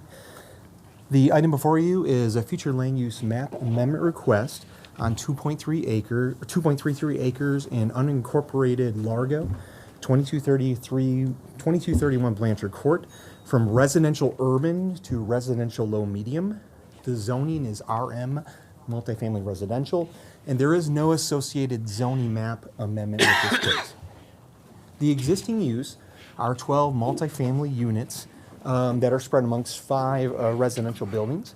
And the proposed use, as the applicant has expressed, is a demolition of some of those existing units and establishment of some new dwelling units as well. So we see the subject property outlined in red. 23rd Avenue Southwest is a connection to the private, Blanchard Court is a private drive, which is that kind of stem that goes north and south. We are near the intersection of Almerton Road and Alt 19 Seminole Boulevard. And the 23rd Avenue Southwest is the primary and only access to the property, which comes off of Seminole Boulevard. And surrounding the property, you can see kind of right in the vicinity off of 23rd Avenue Southwest, we have an assortment of single-family detached and some single-family attached, kind of low-scale multifamily residential units. Just to the north is an apartment complex, and then we have a mobile home park to the northwest and a Lowe's Home Improvement Center to the west. And then, of course, at the intersection of Almerton Road and Seminole Boulevard, you have that kind of a major retail kind of commercial center there as well. The map on your left is a current future land use map, which shows the property as residential urban. All that is in white is within the incorporated area of the city of Largo. And then you can see along 23rd Avenue Southwest, residential low is a prominent land use designation. And the change, if you look to the right on your map, would bring us to residential low medium, along with, and then obviously everything else around it would remain the same. The zoning, as I mentioned, is RM, a multifamily residential, and the property is currently developed with multifamily residential. Most of the properties along 23rd Avenue Southwest are R4. The photo on your left is looking to the west along 23rd Avenue Southwest, just at the driveways in the southeast corner of the property. Low scale, a lot of attached, kind of low scale multifamily residential attached along there. And then the photo on your right is looking at Blanchard Court into some of the units that are on the property. So is that the driveway and then to that? Yes, Commissioner. That's okay. That's the connector. Yes, that's Okay. the Blanchard Court driveway. Thank you. Looking northward. The current RU land use designation permits residential limited office and retail uses, and at a residential density 7.5 units per acre, and a non-residential FAR of 0.4. The proposed RLM land use permits pretty much the same uses, the same types of uses. However, at 10 residential units per acre and a 0.5 FAR for non-residential uses, potential traffic impacts amount to approximately 40 additional daily trips. The zoning permits a range of residential use types from single family to multiple family. Maximum building heights 35 to 50 feet depending on the type. 10% common open space is required on the property, as well as a 6-foot wall or fence required to buffer from single family lots. That's part of the requirements for the zoning. And then there's limited potential non-residential uses for a type 2 use approval, which is a public hearing process as well. Right now, 12 existing multifamily units among 5 buildings. The desire is the applicant has expressed to mount some of those units and add new units. We're outside of the CHHA and the coastal storm area. A portion of the west half of the property is within a 100-year floodplain, and that area is currently undeveloped. So in our findings include subject property is it's developed as multifamily residential currently. The adjacent properties include a range of residential use types and densities. The proposed change to residential low medium would allow an additional 6 dwelling units more than would currently be allowed under the future land use today. Future land use today would allow up to 17. The change would bring an allowance up to 23. So an additional 6 dwelling units would be allowed on the property. We are within close proximity to an intense retail commercial services area. Staff finds this proposal consistent with its comprehensive plan. The Development Review Committee recommended approval, as did the local planning agency, 3-2 on that approval vote. And that concludes my presentation. If I can answer any questions for you, I'd be happy to. Questions for staff? Commissioner Scott. Thank you, Mr. Chairman. Just curious on the 2 no votes for the local planning agency. Did they give any particular reasons why? They did not give any particular reason why, to my knowledge. There were, I believe, at least a couple of people that showed up to speak in opposition. The opposition was primarily focused on drainage issues on the right-of-way for 23rd Avenue Southwest, and as well as potential traffic impacts. Okay. Thanks. Further questions? All right, we have a couple of speakers. Thank you, Scott. Thank you, Commissioner. First is, and I apologize, Hamid Shizaka? Shiraka. Good evening, sir. If you come forward, introduce yourself. You'll have 3 minutes to address the board. My name is Hamid Shoraka, and I live in 235 23rd Avenue Southwest, right on the corner of Blanchard Court and the 23rd Avenue. So my house is right in the corner. So we have been here there since 1980. So 1989, Blanchard, Mr. Blanchard, they built those duplexes, existing duplexes, and they put that road, Blanchard Court Road, to go to those duplexes. So they raised the road for about three and a half feet high. So and they asked me if I want a ditch or a fence. So I figured a ditch would take care of the water problem. So the ditch, that's 33 years ago. The ditch is gone, and every time it rains, when you stand on the Blanchard Court Road and you look on west, it's very the rainy season. There's a lot of water stands there, and that's a big issue, especially now that they're going to tear a couple of the buildings to go make a road to that 2.5 acres they're going to develop. So drainage, proper drainage or storm drainage is very important for the new project. I'm sure they're doing something about the drainage, and also fencing, because we're right in the corner. So there's going to be more traffic for privacy. We could have some fencing there to just on the road, not on that side, on the side of the road, and those are the main things: fencing and the drainage mainly. And there are other things like a speed bump road, because there's going to be more traffic. There are kids on that street, short sidewalk. So there's a young family living there. So and also the Dunkin' Donut, people who come out of Dunkin' Donut, there should be a sign right there so they know that it's a dead-end road. A lot of them go fast to the end of the road. There is a sign there, they go back. So make sure there's a signing issue is important. So signing and fencing and mainly drainage. So that's all I got to say. Thank you, Mr. Schrocker. We appreciate your time Sure, tonight. no problem. Dale Henniger. Dale Henniger. Good evening. Introduce yourself. You'll have 3 minutes to address the board. My name is Dale Henniger, and I live at 241 23rd Avenue Southwest, Apartment A, and I've lived there since 1997.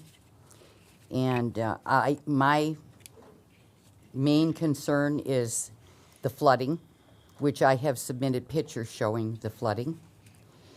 And I have signed a petition. Everyone in the neighborhood signed a petition. I don't know if you guys have looked at it. And I wrote a letter of opposition. Also, I would like my privacy. I will be backing right up to this property, and that's a problem for me. I want to know if there's going to be light shields, if they have like outdoor lighting. And the other thing is that no one, not one time, has addressed the wildlife that is present there, and there's a lot. And the fact that they already have the zoning that they do, I think should be sufficient. Why they need to increase the density is totally beyond me, because it's a very densely populated area to begin with, and there's only one outlet, and that is a problem. Okay. Thank you very much for your time. That's all the cards I have. Robert Pergolesi representing the applicant. Hi. Good evening, Commissioners. Robert Pergolesi with Gulf Coast Consulting, AICP certified planner. And I won't go through duplicating what Scott had mentioned to you. The area is very mixed, commercial. You can see we've got a Lowe's, Sonny's, Dunkin' Donuts, and then 23rd Avenue Southwest is a dead-end road. At the LPA hearing, they mentioned, people were coming out of Dunkin' Donuts and mistakenly turning down their road, thinking they can get out to Ulmerton. So we worked with staff, and we got a dead-end sign installed since then to help them out, and we're willing to work with the neighbors. It's a mixed-use area. We've got a high-density apartment complex to the north. We're seeking to go from 7.5 units per acre to 10 units per acre. So on the plan category, they could do 17 units, With the RLM plan category, they could do 23, so it's 6 additional units that we're looking. On the ground, there are 12, so 23 from 12 would be 11 additional units. When we look at the traffic impact of that, it's 4 AM peak hour trips and 6 PM peak hour trips. And Seminole Boulevard is operating at level of service C. According to Forward, Pinellas is carrying 33,000 vehicles a day.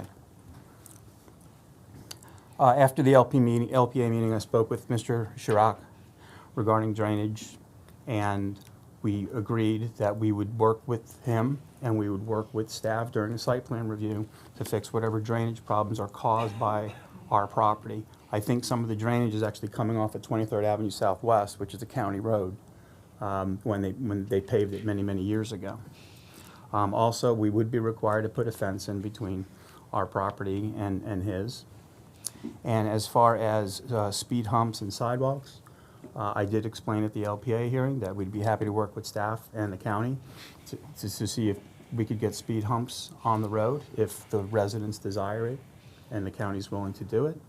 And also agreed that we would put in some sidewalk, because right now the only sidewalk is on the new Dunkin' Donuts and then in front of our property at Blanchard Court. So there's a gap in here. And it makes perfect sense to build some sidewalk there, and we agreed that we would do that as part of a site plan approval process. So just finally, it's already RLM on the countywide plan, so this would be a tier 1 countywide amendment. So what we're looking to do to go from 7.5 to 10 units per acre is bring it into consistency with the countywide plan. Happy to answer any questions you have. Questions for the applicant? Commissioner Flowers. Thank you, Mr. Chair. Thank you so much for your presentation. Mr. Haddad did state that prior to, there was adequate drainage that was put here, I guess, from the original development for the units that are currently there. Is it that area is just overgrown by what we're seeing in one of the photos, the first photo to the left where the site photos are, or do you know where? I suspect the ditch needs to be fixed. And there Okay. needs to be some regrading done, which would be done as part of our engineering plans at final site plan. Okay, so for staff, do we have the plans that will show where that drainage was previously, and whether or not the expansion of that drainage area will accommodate not just the current units, but the additional 6? He left? No, he's here. Oh, sorry. One of you. Glenn Bailey, zoning manager. Those are questions for site plan review when it comes in for permitting. That's not something we look at for land use amendments. So it's an on the ground, so they don't have to supply any of that information at this time. I do understand that, but my concern is if there was drainage there previously and it wasn't kept up, apparently, so it's overgrown, then I guess that would be something where we've not done our part, not saying you, but we've not done our part to make sure that that remained open. So, Mr. Haddad, I'm sorry you don't get to speak anymore. Oh, sorry. Yeah. So I'll continue to monitor that, but I think that'll solve a great number of concerns if that original area is opened up. And that way you're not having to open up the street or anything, and that will cause some delays in construction for your new units. Right. Thank you, Mr. Chair. Commissioner Peters. So what I am seeing is, and thank you, Robert, for presenting, is that, I'm looking at the letter that was sent that a lot of people signed, and it sounds like the dead end sign would be a good solution for the Dunkin' Donuts. What I love is that you're willing to work with the neighborhood. And yes, if there is an issue with the county road and the drainage, then it's the county's responsibility, and I love that you offered that up. I also love that you want to put sidewalks in, and the county is doing a big effort to put sidewalks in when there aren't sidewalks, and here you're offering to put in the sidewalks on our behalf, which is admirable and great, and I love that. And so I am looking forward to hearing more of the public comment, because based on what you were telling me, it sounds like you're really willing to work with the neighborhood. I love that you're willing to work with the neighborhood. And based on the talking points, the 6 talking points that they gave us, you addressed the Dunkin' Donuts. You've addressed quite a few of the issues that are on there. So I'm hoping that by the time this is done, it's a great partnership, and thank you so much for working so well with the community. Even if they don't feel you are, based on the people that come before us, I'm here to tell you, it seems like you are working much more with the community than a lot of the people that come before us. So thank you. I'll speak with them right outside tonight. Wonderful, thank you. Further questions for the applicant? Commissioner Eggers. On the new development, or I guess you have some out there now, you said 12 units are there Yes, sir. now, and you're going to tear those down? and Not all add? 12. We're Okay. looking at tearing a couple of the buildings down and then building new buildings in their place. What to is the get number of additional units? It's 4 units that creates the water requirements, or for a neighborhood? Do you have that kind of requirement? Yeah, I think it's 4 units. I mean, So you'll we'd be going from 12 to 23. So you'll be needing to capture. We'd have to go through full site plan review, and we'd have to comply with the stormwater code, which Pinellas County has one of the most stringent stormwater codes in the state. I'm glad you said that. But you're right. I have some, we'll talk about that later. But I do, so we're really talking about some stormwater issues that really aren't part of the development that are concerning the residents in that area as well. So that's one of the additional things that you would help out potentially along the access road to 20. Yes, along Blanchard Court. And then work closely with our staff to see what else we can do to help out storm. Sure. That is a rural road there, right? There's no. Yeah, there's no curb and gutter, just drains off. Right, thank you. And there's very limited sidewalk. Yeah, thanks. Anything further? All right, thank you, sir. Thank you. I have no other cards. We'll close the public hearing. Wishes of the board. Oh, move approval. Second. Motion by Commissioner Peters, second by Commissioner Flowers. Clerk will open the board. Commissioners will proceed to vote.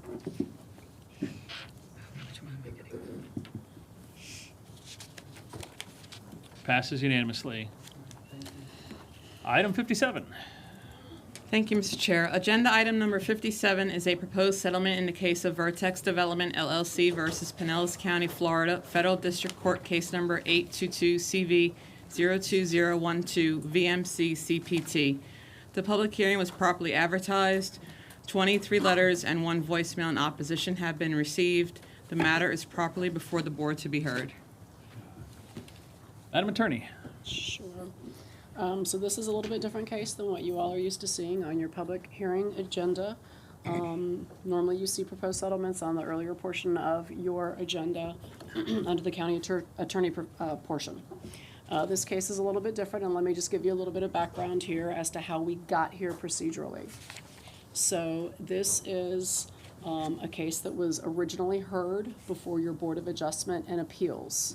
The request there was for a 120-foot camouflaged communications tower to be approved as a Type 2 use. I won't go into a lot of the details of what happened there. I think we're going to hear a little bit more about those facts as we go on this evening. But the Board of Adjustment and Appeals denied that request. The tower here would have been located on church property. For your information, the camouflaging would have been a crossbar to make the tower appear as a cross, again, located on church property. After the Board of Adjustment and Appeals denied that request, I believe that there's backup in your agenda. The minutes are there. I believe it shows that the vote was 4-1. That denial. After that denial, what we often see for Board of Adjustment cases, for instance, or even your own zoning cases, would be potentially an appeal into circuit court with a petition for certiorari. Since this is a communications tower regulated by the Federal Telecommunications Act, the tower provider, the owner, Vertex, did not just file a simple appeal. They filed a federal lawsuit claiming a breach under the Telecommunications Act. So that is kind of a little bit of the history of what got us here. What they're asking for in that case is similar relief as to what you might see in an appeal, but it does grant that federal law certain additional I'll say some certain additional considerations will come into play for you this evening because of the fact that this is a communications tower and because of the federal law.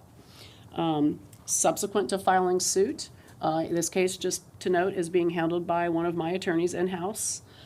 Subsequent to the suit being filed, a representative of Vertex approached my attorney seeking to potentially settle the lawsuit and proposed a tower at a height of 100 feet. Keep in mind, the request to the Board of Adjustment and Appeals was for a tower of 120 feet. Your code allows, as a matter of right, a tower of 75 feet when it is camouflaged in the manner proposed. And looking at our land development code, I concluded, along with attorneys on my staff, that really in order for you all to potentially grant the requested relief, a public hearing would need to be held, as that is what is required under your land development code. So that is why you're seeing this on your public hearing agenda this evening. We did coordinate with the clerk and ensure that this was advertised properly. It was done so in accordance with your land development code. A couple of other things I want to mention. I do believe staff has a presentation to give you some limited facts and kind of go over some of the factual issues at play here. You've heard me mention the Federal Telecommunications Act. That puts a bit of a different layer over this in addition to the requirements within your own land development code. What I would point to you, just as a matter of your own land development code, as I mentioned, we included the backup materials from the case that was heard before your Board of Adjustment and Appeals. The very first attachment that you see is the staff report for that meeting that occurred back on August the 3rd. And I point that out to you because it is a very good summary of the criteria from your land development code to be applied in a determination of a type 2 use such as this under section 138-241 of your code. Since this is a communications tower, I do wish to go over some of the requirements, or I guess some of the considerations that you all should be undertaking here this evening. One of the things I know was testified to at the Board of Adjustments and Appeals were some of the things that have to do with radio waves and the like that are emitted from communications towers. The federal law specifically prohibits considerations of such facts that you may hear. So, and we do have, I will say, it is, I believe, the 4th attachment to your agenda. There is a brief summary of the telecommunications law there. So it basically says that you may not regulate towers based upon testimony having to do with environmental effects of radio frequency emissions. So to the extent that you are hearing testimony here to that effect this evening, it is not an allowable consideration under the federal law. You are also required under the federal law to have a written opinion, and that's something that's been debated a little bit to what extent that written opinion, what that needs to look like. What I will say to you is your minutes of this evening could constitute that, or so could a verbatim, but there has to be a stated decision, a reason for the decision contained within those minutes or your discussion here this evening. So I would encourage you all to pay particular attention to the criteria set forth in the first attachment to your agenda this evening that shows you the criteria under your land development code. It's the first attachment there, and it's very well summarized on page 2. I will say, if you looked at the minutes from the Board of Adjustment Appeals, they seemed, letter B there is what they seem to base their denial on. That the federal lawsuit that we have pending now is really a review of the record before the Board of Adjustment and Appeals. So that was for a 120-foot tower. I will note that your staff recommended approval there. That's why you see a staff recommendation of approval here, because after all, they are asking for a lower tower at this point. The federal lawsuit, I don't want you to be troubled about what's going on there. That is a review of the record before the Board of Adjustment and Appeals. Again, going back to what I stated earlier, if you all wish to entertain granting the settlement that's been proposed, you need to undertake a public hearing here tonight, which is essentially a new hearing on this matter, which is for a 100-foot camouflaged communications tower. And with that, I'm gonna let staff give you a little bit more details, and I am happy to answer questions, obviously, throughout the night. I know that this is a bit different from what you're used to saying, but I do want to kind of harken back to that federal law. What you may not consider under the federal law is testimony about those radio waves and other environmental type effects. But what you really should be focused on are those criteria that are set forth in your land development code. And again, you can find that in the first attachment to the agenda on page 2. Mr. Bailey.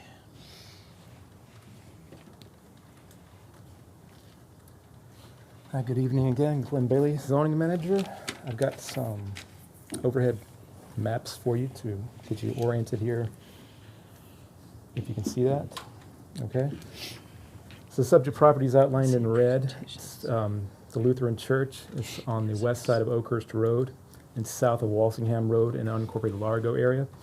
So you can see it's surrounded by a lot of single-family residential development and some commercial uses along Walsingham Road, but it's mostly single-family residential development and a few other churches, institutional uses in this general area.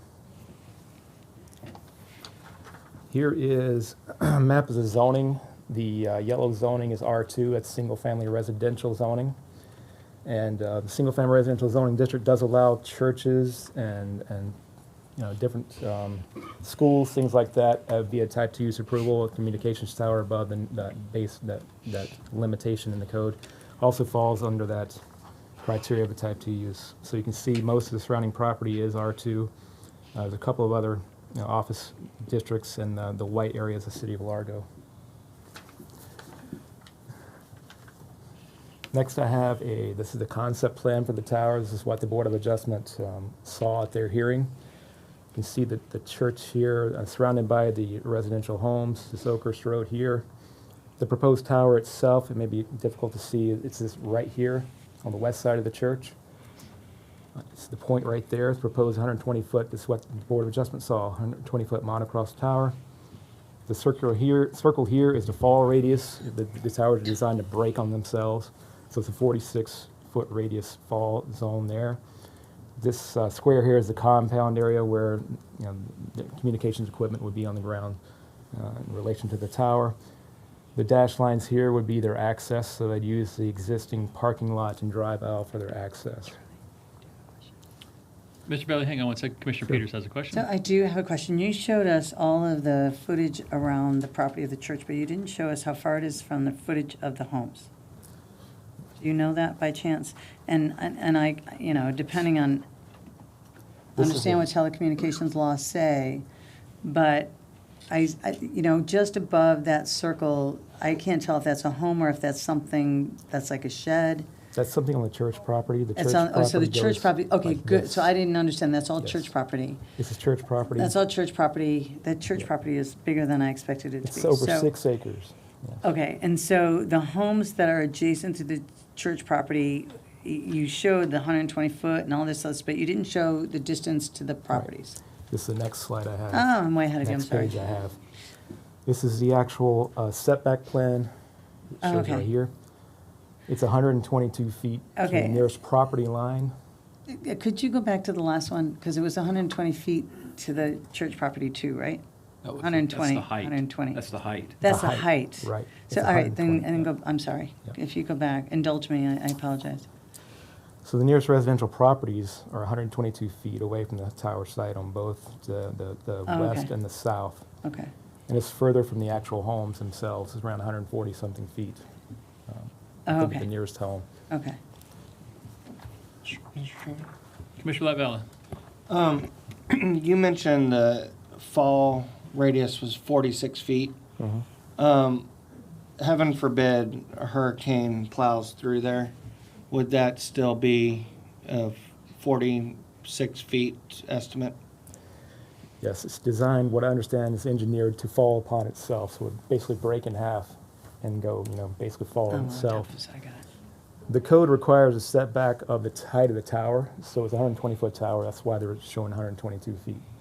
So even if it fell straight, if it fell, it would still not touch those property lines. That's why it's in the code that way. Commissioner Eggers. So in this, Sorry, Commissioner Latvala, was that? Yeah. Okay, yeah. Commissioner Eggers. so in this request, even though they're asking for 100 feet, it still stay at 122 feet Yes. setback. Yes. Both ways. Yes. Okay, thank you. And I'll get to that as well in a few minutes. And just to provide some information around the notification radius on this case, the code requires 250 feet from the property line of the church. We actually went 500 feet in this case. Commissioner Peters has a question? No, I just said thank you. Oh, okay. All right. You're welcome. There's some additional information on towers. Some of this Jewel went over, but I'm going to go over it again. Communication towers they're allowed in most zoning districts. They're allowed in all residential districts. The only districts they're not allowed in is preservation, maybe recreation open space. They're allowed in all commercial districts. They're allowed in all industrial districts, institutionally, everything else. And single-family districts or any other district they're allowed in, they're allowed at 20 feet above the normal maximum height of the zoning district. In R2, which is the single-family residential zone that this church is in, it allows a 50-foot tower of any style. So it doesn't have to be camouflaged. It could look like any type of tower. And that's because it's allowed to go 20 feet over the normal maximum height of 35 feet in the district. If they want to do a camouflage tower, it can go up to 75 feet in single-family zones. And examples of camouflage tower are the cross you're dealing with here. Trees, you've probably seen those look like trees. Design look like trees. Flag poles, with a flag on them. There's some of those on East Lake Road. Carillon Tower on East Lake Road is another one. That's his actual cell tower. Things like that. Again, the required setback to residential property lines is the tower's height. So at 120 feet, just 120 feet is required.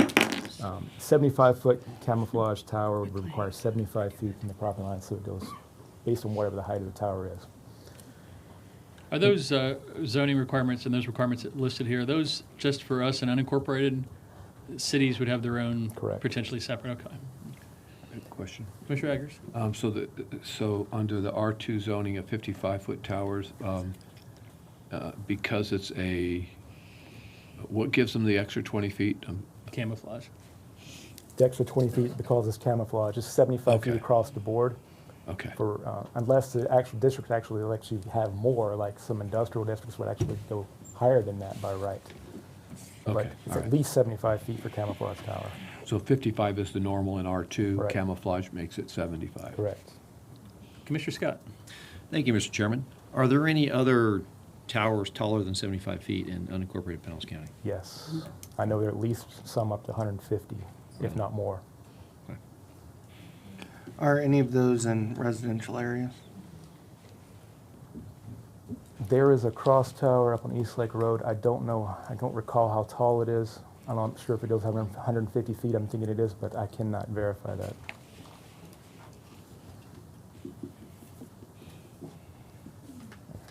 Also, just information, the code requires towers to be neutral and non-glare. This one's white. And the tower compound must be enclosed by security fencing and at least 6-foot high fences. So the potential tower on this subject property, again, it could be a 55-foot tower of any style as close as 55 feet from the residential property lines. It's allowed by right. It's administrative staff review. They have to get permits and to go through a site plan review. There's no required public hearing on that. Also, the camouflage tower, up to 75 feet tall. It's close to 75 feet from residential property lines. Again, it's permitted by right. There's no public hearing process. The original proposal here is, it was a 120-foot tall camouflage monocross tower at 122 feet from the nearest property lines. That requires a type 2 use approval by the Board of Adjustment, which they denied, as you mentioned, and we're in the lawsuit now. And the settlement proposal is a 100-foot tall camouflage tower at 122 feet from the nearest property line. So they're proposing to put it in the same location as a 25-foot or 20-foot shorter tower. And it's 25 feet higher than would be allowed by right. Glenn, could you go back? I just wanted to get that definition of what camouflaged is again. I'm sorry, you said, I think it was on that. It's just some examples. Oh, these are examples, okay. Right. The code doesn't really define it, it just provides examples, in which this is what it provides in the code language. So, I mean, I certainly understand a pole that has the tree-like being camouflaged, but this one's just a pole in a cross form, and the cross form is what they're calling. They're asking you to talk closer to the microphone. Oh, apologize. Sorry. Are they on? What's that? I was saying, are they on? Oh, they're always on. Oh. No, they're always on. So, yeah, what I was asking was the definition of camouflaged. So I was saying that I know camouflage poles that they look like a really skinny Christmas tree. You know, they put the stuff on there. So, Right. but a pole by itself is not considered camouflage. When you Correct. cross it, it's considered camouflage. That's Correct. Okay. You could have a flag on it, and that would be camouflage. Flag can be camouflage, and, okay, just want to make sure I understood what the definition of camouflage was. Thank you. Speak louder, I can't hear you in the back. Thank you. Okay, thanks. As Joel mentioned, these are the criteria for granting a Type 2 use, and this is something that the Board of Adjustment looks at when they grant Type 2 uses. The approval they should be able to meet all these criteria here. The one that they felt that it did not meet was criteria B, that there is adequate separation of proposed use and related structures from adjacent nearby uses by screening devices, buffer area, and/or other appropriate means. The other ones are a lot to do with drive aisles, parking, drainage, things like that. Cell towers don't have traffic. They don't have, parking issues. They don't cause drainage issues, generally because it's so small. So. Never seen that before. So if you have any questions on any of these, I'd be happy to answer them. But Further questions for Mr. Bailey? All right. Thank you, Mr. Bailey. you're welcome. All right, we'll go to the public hearing portion of our program. I have a question for Joel, if that's all right. Commissioner. My understanding is if this, for instance, if the commission denies the settlement, but the company, Vertex, I believe, wins their case in court, that they can just build a 120-foot tower. The relief being requested in the lawsuit is to basically claim or make a finding that the Board of Adjustment and Appeals decision was without merit and should be quashed. And there's also requests that an injunction be issued compelling the issuance of an approval for the 120-foot camouflaged tower. So should the lawsuit, if you deny the request tonight, yes, the lawsuit will continue. Should the plaintiff prevail, that could be relief granted there. Now, there would also potentially be the option for the county to appeal, so it's kind of hard to predict, but yes, the lawsuit would continue should the 100-foot proposal be denied with an unpredictable end to that lawsuit. I mean, we can't really predict what a court would do. But, so the 120 feet theoretically could never come back before the county commission for approval? It would just be decided in court? Possibly, or? Yes, most possibly. And let me also say, the Board of County Commissioners does not normally see these types of cases. They usually go to your Board of Adjustment and Appeals.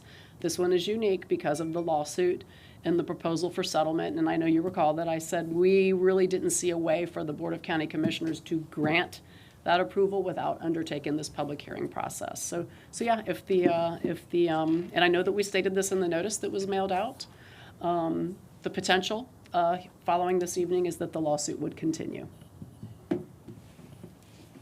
Commissioner Scott. Thank you, Mr. Chairman. So if we agree to that proposed settlement, is there any, end run, loophole, whatever, that at some point in the future that becomes 120 feet?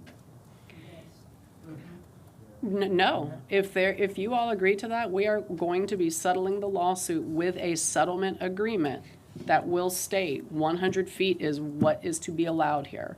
Now, I'm not going to say somebody couldn't come back in the future and apply once again for 120 or perhaps more. I can't answer the question of whether there's a limitation on what people can ask for as far as height. But in theory, somebody could come back in the future and make a similar request for a greater height at that location. I don't know, and I hate to put Glenn on the spot, but he might be able to answer it. I don't know if there's a time limit within which somebody could ask, or if there is like a maximum height on there. But in theory, somebody could come back in the future. If we vote for 100 today, our settlement agreement will say it's 100 feet, the lawsuit is settled, this is the end of this matter. Thank you. Commissioner Flowers. Thank you, Mr. Chair. So I had a chance to visualize a number of these. Lakeview Presbyterian Church in St. Petersburg, Florida, has one that's the cross at the top. On 49th Street, right across from Pinellas County School Bus Station's compound, is one that has a Christmas tree type. So my question is, are they asking for the additional feet to put the feature up? Because when you look at any of the auxiliary communication organizations that they lease space to, those satellites, if you will, are attached lower.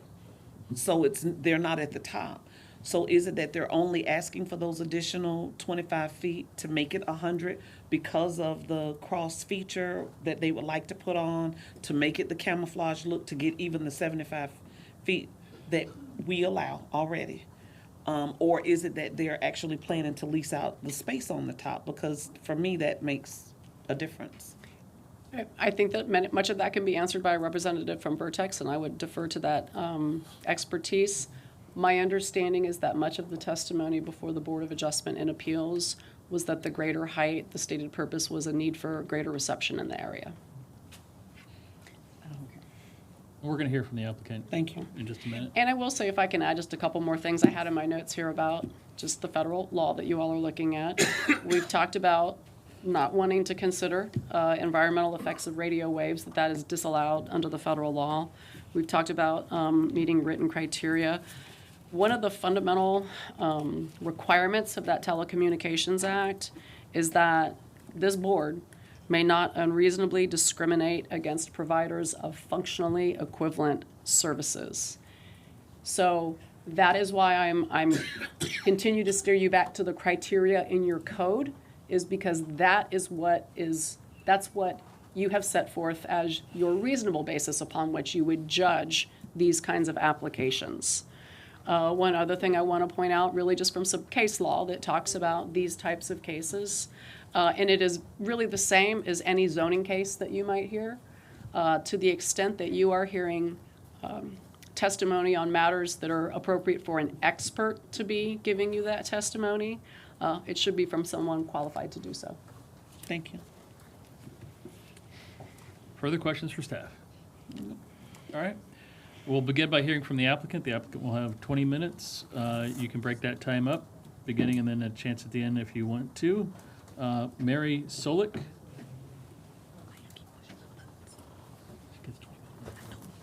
Good evening, Mary Solik, 121 South Orange Avenue, Suite 1500, Orlando, Florida. I am legal counsel for Vertex.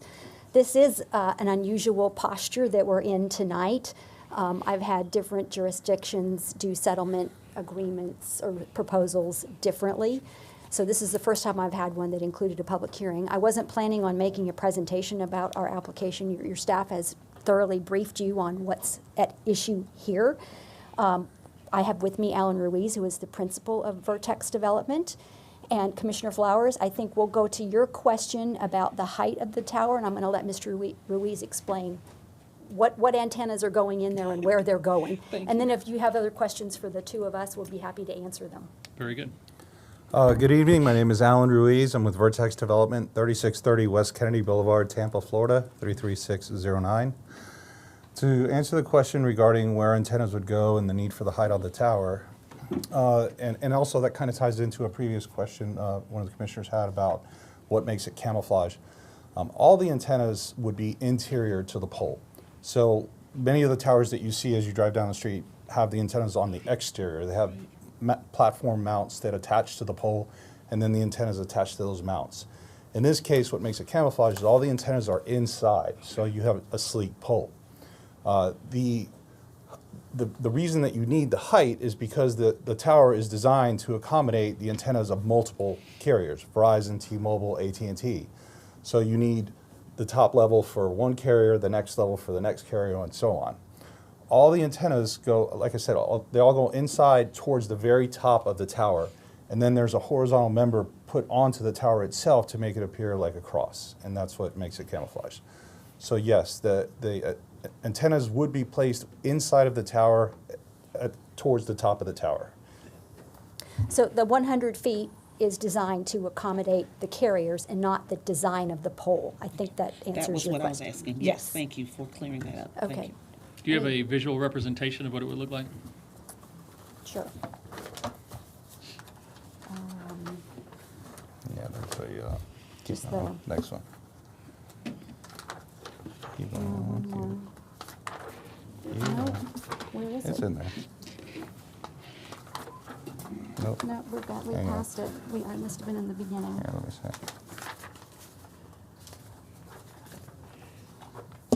Yeah.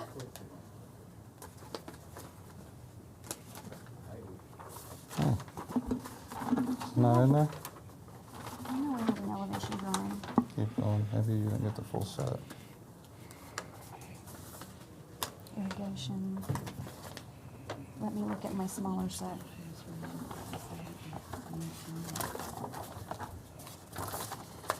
I might have, you know what? Did you check it out? I took it out for the last hearing window. Yep, here we go. Okay. Oh, no, it's over here, isn't it? Yeah, you put it right over the seal The there. seal. Okay. This is the elevation drawing of the pole. So this is a set of antennas at the top here. This is the cross member for the cross. And these are 3 additional canisters for 3 additional carriers. And then- Mr. Eggers. Yeah, how, like those carrier, how much of the circumference does it cover? Does it go halfway around, a quarter of the way around, or? So the antennas are placed in 360 degrees. Yeah. So they do them, and they do 3 antennas per carrier, and they sectorize them so that they each cover 120 degrees of angle. So you'll have a circular coverage map profile. Yes, They ma'am. have to triangulate for the Yes, ma'am. signal. Thank you. Further questions for the applicant? Commissioner Scott? Thank you.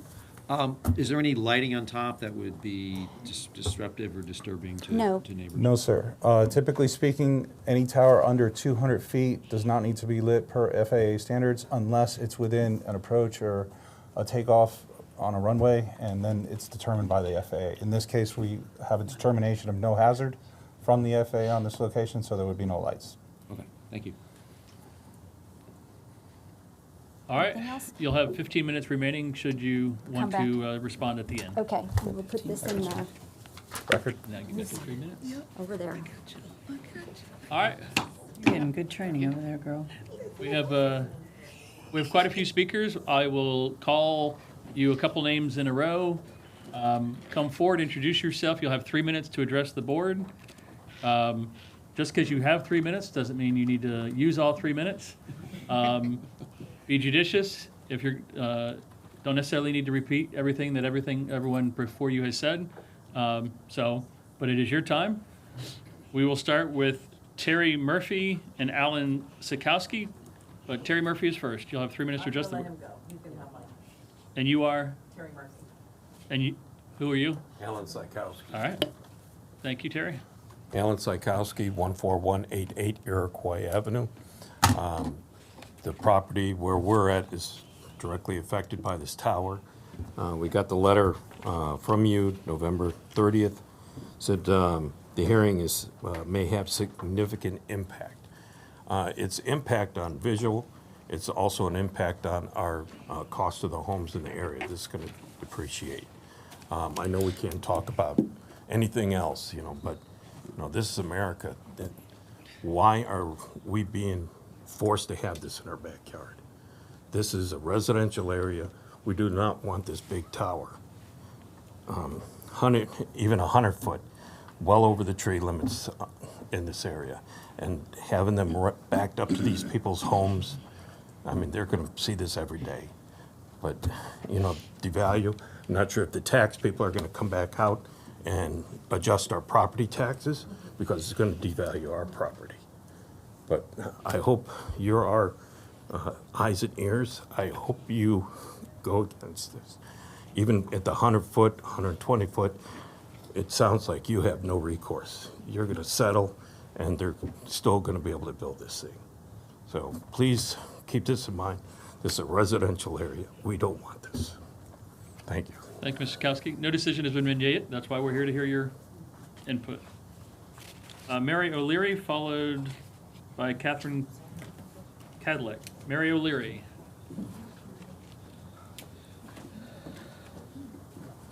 Hello, thank you all. I don't know if I have a question that can be answered by anyone, but one of the slides that this gentleman at the end showed was the zoning of the area, and it looked like all of our homes were in the R2 zone, if that is correct. So that being said, and the church property is R2 as well, what's to prevent my neighbor from contacting Verizon and saying, hey, I'm R2 zone as well, and why don't you pay me a monthly stipend and you could put a tower up in my backyard? That I don't understand. That's really the issue here, is the zoning. Granted, we're not allowed to speak about the detrimental effects health-wise, the property values. That doesn't seem to be a matter to anyone in particular, except the people that live there.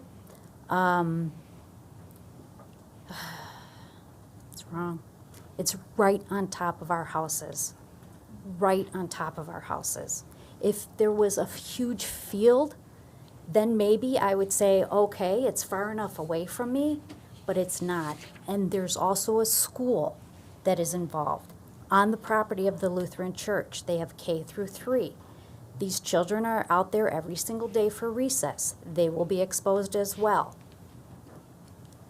I ask you as elected officials, please consider this. I know your hands are somewhat tied because of the law, but again, as elected officials, I would hope that you would stand behind us as a community and just take into consideration if this was you, if this was your property, would you allow this in your backyard? Thank you. Thank you very much. And just to be clear, we are limited in what we are allowed to make our decision based on. It's not limiting necessarily, not as limited as maybe some of you are saying tonight so far. Catherine Cadillac? Cadillac? My name is Catherine Cadillac. My property line is next to where the tower is planned to be constructed. I sit in my backyard and watch the birds and butterflies I have worked to enjoy. Now I should look at the structure and listen to the generators. I feel like I am being victimized for the first time by Vertex, Verizon, and a church. I'm 86 years old and taught in the public schools for 34 years. Children are very special to me. I see and listen to them on the playground near where the cell tower is going to be. I didn't realize it was even legal to put a tower in this situation. They used to bring children in from St. Pete on buses to have classes indoors, and then they would go outside and play in the field. The church is in the process of building a new school building, and it is apparent that they have halted the work. Why? Are they short of money? They will be getting a monthly income from the cell tower people. I talked to several mothers of the children attending preschool before the August meeting. They knew nothing about this tower. Last week I talked to the pastor, and still no parents were notified. Why? There has been no announcement in the church on Sunday morning. Why are they hiding this? Maybe it was mentioned in 2016 when the contract was signed 6 years ago. The American Cancer Society in 2020 said that more research had to be done for the effects of radiation. The Environmental Health Trust says increased cancer risks. Several other groups are questioning. The City of Los Angeles, County of Palm Beach, Florida, Palo Alto, California, are all questioning this. The country of New Zealand has prohibited cell towers on their school grounds. Why are they even considering putting a cell tower in school areas? I watched my little 2.5 sister die of brain cancer, and it was not pleasant. It was awful. It is just not right to put children or us oldies at risk. I spoke with my real estate man, and he said the tower would affect my property value. None of us can afford to lose money so others can make money. My earning power is gone, and as I do not want to lose my brain power that I can't get back because of the tower. All of this is wearing on our minds. If you would wrap up, please, ma'am. Your time is, you've Huh? hit your time. If you would wrap up, you've hit your time. I'm done. At this beautiful season, we had 6 business days to prepare for the meeting. Please do not award Verizon and the church Vertex with this go-ahead. For this tower, or the rest of us will lose money or suffer the effects. Come sit in my backyard, and the view of this all will be apparent. Thank you, Ms. Cadley. Then you'll understand. Thank you.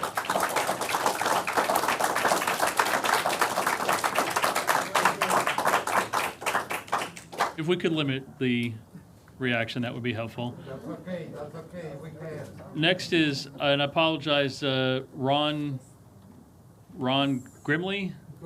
Early? Followed by Mike Kuzbit. Mr. Gurley. Yes, I brought some documents that I'd like to have reviewed by the committee, their technical information on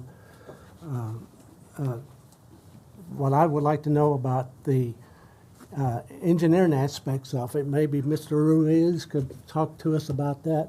No one has talked anything about the technical aspects of what's going in those towers, what kind of power is coming out of them, what kind of, is it going to be 4G, is it going to be 5G? No one's talked about technology at all. And that plays an important part in this decision-making process. Now, when I talked to Vertex, they said at that time they didn't know.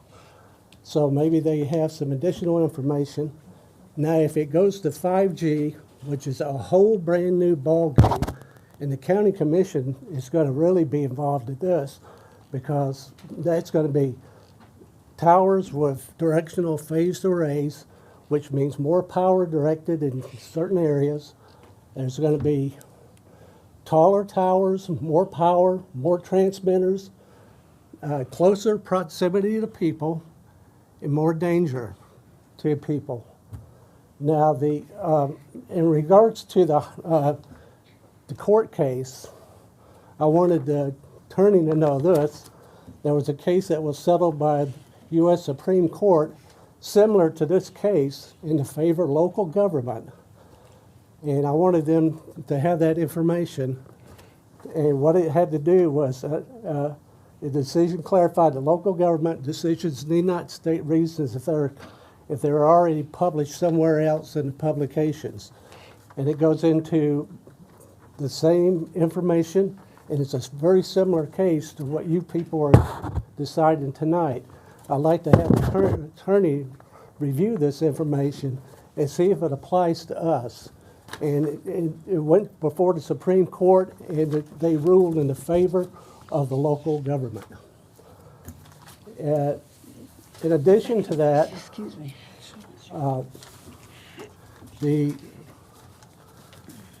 The information that I have having to do with, I have information having to do with the FCC regulations having to do with RF exposure. They are now that information is being applied to the appeals court.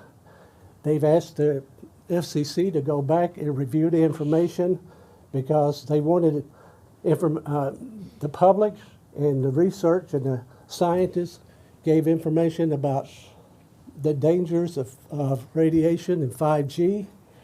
And the FCC kept their 1996 rules and regulations and did not apply anything. So the Federal Appeals Court in Washington, D.C. told the FCC, go back, review the information that's been provided, and come up with new information as far as the RF exposure. The rules that they have in place. Mr. Early, you've hit your time. Okay, thank you. And you can leave materials with the clerk. Okay. Mike Cusbit, followed by Ken Campagna. You hit it right on the nose. All right. I have some pictures here of exactly where this tower is going to be located. It's going to be like 120 feet from my fence line. Every time I walk out my back door, I'm going to have to look at this thing. I've worked for GTE/Verizon for 30 years, and I contracted back to them for another 15 before I retired. I've been in probably hundreds of cell tower terminal rooms, the buildings that are built next to the cell towers. In my whole career, I have never seen a cell tower built so close to a condensed neighborhood where there's so many people. You just don't do that. You don't do that because of EMF radiation. I mean, the whole area will be saturated with it. That's why that's the most important thing, is the EMF radiation. On top of that, our property values. You do a Google search. How much will my property be devalued by this cell site? It's like 10 to 20%. If I sell my house for $400,000, why do I have to lose $80,000? Because the church wants to make revenue from Verizon. That don't make any sense to me. And there's 30 homes that are around this church property that are all going to lose the value of their property. You know? It just doesn't seem fair that the church has the right to do that. I had a lot more information on EMF radiation, but we're not supposed to be allowed to talk about that, which it's another thing I don't understand. If you just do a Google search, the safest distance you should be from a cell tower is 1,312 feet, 400 meters. And this thing is going 120 feet behind my house. I mean, it's ridiculous. So I'm just hoping you don't approve this. We got it shot down the last time. The commissioner said that they wouldn't allow them to build this tower, but they weren't happy with what everybody in the neighborhood wanted and what the commissioners wanted, so they turned around and sue you in federal court. I mean, that's crazy that they have the right to do that. After the meeting, after it was shot down. So I'm hoping you all shoot it down again tonight and let them fight it out in federal court. You know, if I heard the cell site company say at the end of the last meeting, everything fits your criteria for this cell site. Well, your criteria needs to be the value of my property and my health. It doesn't need to be for the cell phone companies. Thank you very much. Okay, thank you. Ken Campagna, followed by Cynthia Cleary. My husband's going to speak on my behalf, Christopher Cleary. Okay. Hi, I'm Ken Campagna. I live at 11231 142nd Street North. I worked my whole life to get my house. It is this tower is going to be directly in my view every morning when I wake up and sit outside with my dogs and drink my coffee. There's this monstrosity behind my house. I don't want to see it. I don't believe it fits our community. We have a beautiful community. I've lived in this neighborhood, not in that house, in this neighborhood since 1977. I don't want to see this in my neighborhood. I don't think it fits us. I don't believe that it's good for us. The church needs to figure out a new way to make money. I don't know. I'll help them buy a bingo thing or something. I'll go play bingo with them. I don't care. They need to do something else. To wreck our community with this is horrible. It is just horrible. And I've been there since 2000. I've watched the people in their church decline and decline and decline to where they used to be parking in the field behind my house. And I am right on their property line. And now, I went out there and held out signs telling them not to do this weekend. 22 cars pulled in their parking lot. They have a money problem. That's what the deal is. They have a huge money problem. So to have them wreck my dream home for their money problems is horrible. I mean, get a new business manager, something. Anyway, thank you. Thank you, sir. Mr. Cleary, followed by Don Bethel. Mr. Cleary, what was your first name? Christopher. Christopher. Christopher Cleary, 14001 113th Avenue, Largo, Florida. Speaking on behalf of my wife, Cynthia. So I'm opposed to this because it is exceeding the county ordinance of 75 feet. And one thing I didn't hear when this was being discussed, and it might be considered in the your settlement, you saw in the picture that they're stacking 5 antennas, one on top of the other. My question is, why do they need 5 antennas? Maybe they could get away with 3 antennas, and that would drop the height of the tower down. I acknowledge that they're allowed to have a 75-foot tower, but I don't see the need for them to have a 100-foot tower. It is going to affect the quality of life of a lot of people that surround that church, including myself. And just on the record, I'm opposed to it. That's all I have to say. Thank you. Thank you, Mr. Cleary. Don Bethel, followed by Eileen Quapian. I waive my right to speak. All right, thank you. Good evening, Commissioners. Is she Thanks waiving for in allowing me to opposition? speak. She's waiving in opposition. I'm sorry, go ahead, sir. Good evening. My name's Don Bethel. My address is 11260 142nd Street. I live directly across the street from where this is going to be developed. It's interesting that they didn't have pictures to show you, just a diagram. This is the picture of what this tower is going to look like. This is taken from my driveway, and that empty sky space right there is where that tower is going to be. So what I would like you to consider is, how would you like your home if your driveway and the view that you were going to wake up every morning to is going to be something like this? I agree with everything that's been said by everybody here tonight, and I'm not going to repeat any of it. As far as the telecommunications and the radiation and all that, what I'd like you guys to consider is that the federal government is telling you cannot consider that. What you should consider is the fact that they're telling you that you cannot consider that. That should be your consideration, because how would you like to be told that if you had those same concerns in your home and this thing was going up across the street from you, from your family, from your children, and all the other children in your neighborhood, that you couldn't consider that as a consideration for not getting this done? Thank you for your time. Thank you, sir. We also had a couple others that want to waive their time in opposition. Ed Pickhart, Ted Caparis. Next speakers will be Joseph Campbell, and then followed by Christy Barrero. Joseph Campbell. Good evening. Good evening. I'm Joseph Campbell. My address is 14121 111th Terrace North. And the concerns I have are, when we had this meeting last time, I had asked a question about any problems that result from the construction.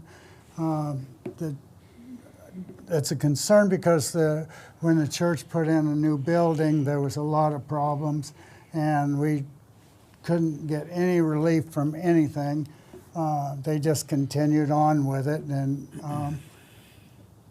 the lady that was representing the company at the last meeting assured me that they have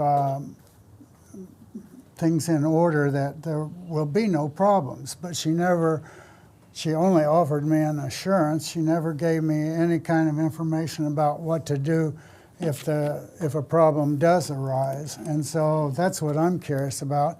If I have a problem, what are my, what can I do about it? And so that becomes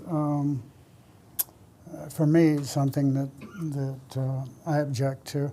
And it's also the view, but that's already been discussed.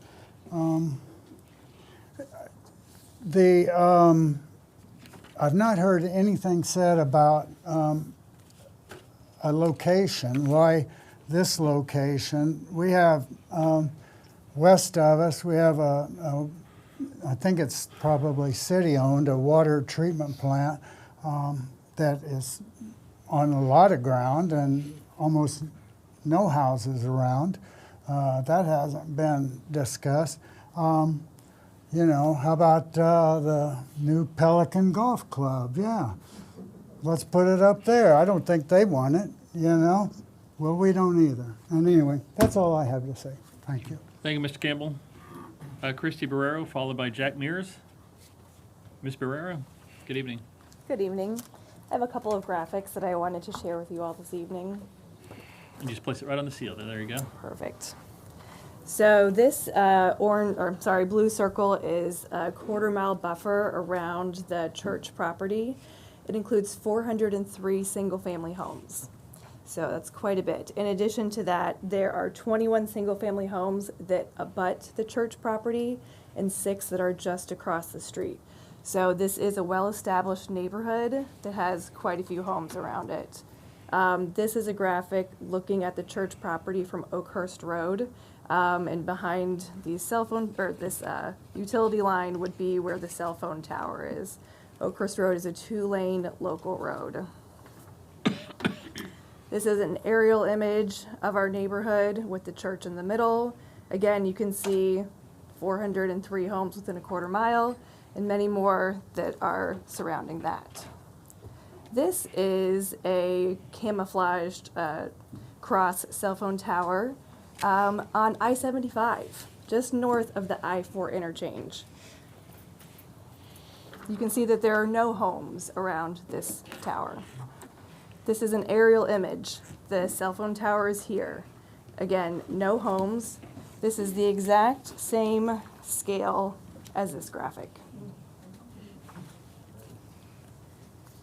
A little bit closer, this is the tower that was talked about earlier. This is the one on East Lake Road in Pinellas County, just north of Keystone Road.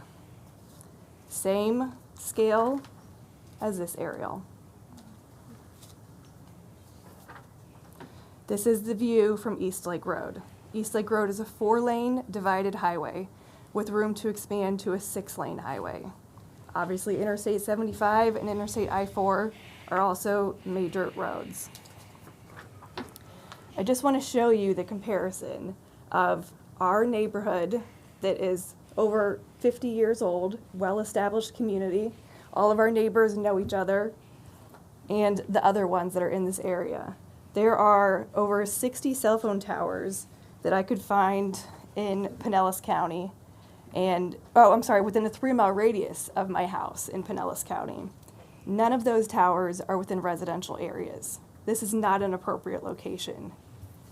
At the Board of Adjustment, it was denied, and the reason was because it creates a negative aesthetic impact on the surrounding properties. I completely agree with that. So, is there adequate separation between this cell phone tower and the 21 homes adjacent to the church, or the 403 homes within a quarter mile? I think not. I think the Board of Adjustment made the right decision to deny this proposal. If you feel like you need to approve it because, can I say it real quickly? Wrap up. I would encourage you to keep it at 100 feet because I believe there's a provision that they can extend 20 additional feet without coming back to any other board. So we want to make it sure it's 100 and not 120 if that is what you approve this evening. But again, I don't think it is appropriate at all. Thank you, Ms. Barrero. Jack Mears, followed by Barbara Mears. Good evening. Good evening, everybody. My name's Jack Mears. I live at 14091 Thatcher Avenue, obviously in the same area. I won't echo all of the sentiments of everybody else. I feel the same, but I do want to follow up on what she just mentioned. Nobody had brought that up tonight, but at the Board of Appeals, they did say that once this was approved at whatever height, they could add it another 20 or 30 feet, I'm not clear on what that was, without any approval. So if they get 100, they can go to 120 or 130. At least that's what the legal counsel told us that night, or that day, at that meeting. We'll get clarification on that before the Okay, end so of that the was the one thing. And then the only other thing is, what, you know, obviously, they've probably cut a better deal with the church than they have everybody else. I'm not sure how familiar you guys are with the area, but within a quarter of a mile of us, there's a large public shopping center, Walmart neighborhood shopping center. You get on the other side of Walsingham, and it's all commercial. What's wrong with that area? That's all I've got. Thanks, guys Thank and you, ladies. sir. Barbara Mears, followed by Lori Miller. Barbara Mears, 14091 Thatcher Avenue, Largo, Florida. I'm opposed to this 10-story communication tower being erected in the middle of our residential neighborhood of single-story, single-family homes. I am concerned about the negative impact that will have on our property values, the general aesthetic of the massive tower looming over our neighborhood, noise from the equipment, and the potential health risks. I don't feel it is right for the church to profit for having the tower installed on their property while all the homeowners in the neighborhood have all these negative impacts from it. The fact is, if the cell tower had been in that parking lot when we moved into our house 17 years ago, we wouldn't have purchased a home in that neighborhood. Thank you, ma'am. Lori Miller, followed by Lisa Donovic. Hi. Lori Miller. Good evening. I'm Lori Miller. I live at 14118 Thatcher Avenue. My house is north of the church property. And I guess my biggest concern, and everybody has gone over everything, but it's aesthetics. The only sky view I have from my entire back of my home and my windows and my pool area is where the church cross will be. And my definition of camouflage is not their definition of camouflage. Whatever book you find it in, it's just not camouflage to me. And I don't want this in my backyard. I have bought my house in 2007. I take care of my elderly mother there, and I will for her last years of her life. I had planned for this to be my estate property, and now that's in jeopardy for the value that this is going to decrease. So thank you for listening. Thank you, ma'am. Lisa Donovic, followed by Matt Kellenbach. Good evening. Good evening. My name is Lisa Donovic. I live at 11135 Carla Drive, Largo, Florida. My home was built in 1969, so I've lived in my family home for 53 years. Took it over after my parents passed away and raised my children in it. We're getting ready to have our third generation of children in that home. I would directly look out to the west and would have to see this enormous structure that is approximately 80 feet above any other structure in our area. That is really of great concern to me. I work an extremely stressful job where I deal with death and dying every day, and my home is my haven, and just to have the will of tech and technology and that type of thing be forced on me to where I go for refuge is very disturbing, and it has been causing me a lot of grief and emotional issues. So it does affect my health. My father was a world-renowned microbiologist. He'd be 111 years old today if he were still around.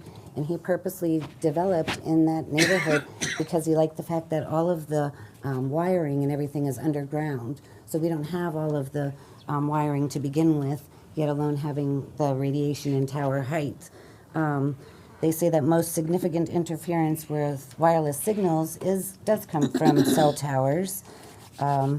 It's really concerning that we allow for a structure that large, but I think in Pinellas County we limit what type of billboards are put in our community. We limit what type of restaurant signs are put up. There's certain restrictions there. So I think we have to really rethink about and maybe restructure our zoning laws for this particular residential area. I don't believe that there is adequate separation of proposed structures, because if you're picturing 100 feet tall, it definitely has to be rather wide. And then the gentleman who is talking about building it mentioned, he referred to it as the compound of existing the compound for the existing tower. So there is a compound with generators. I think they need to be run once a week, so maybe that's not noise, but there will definitely be noise concerns and increased noise.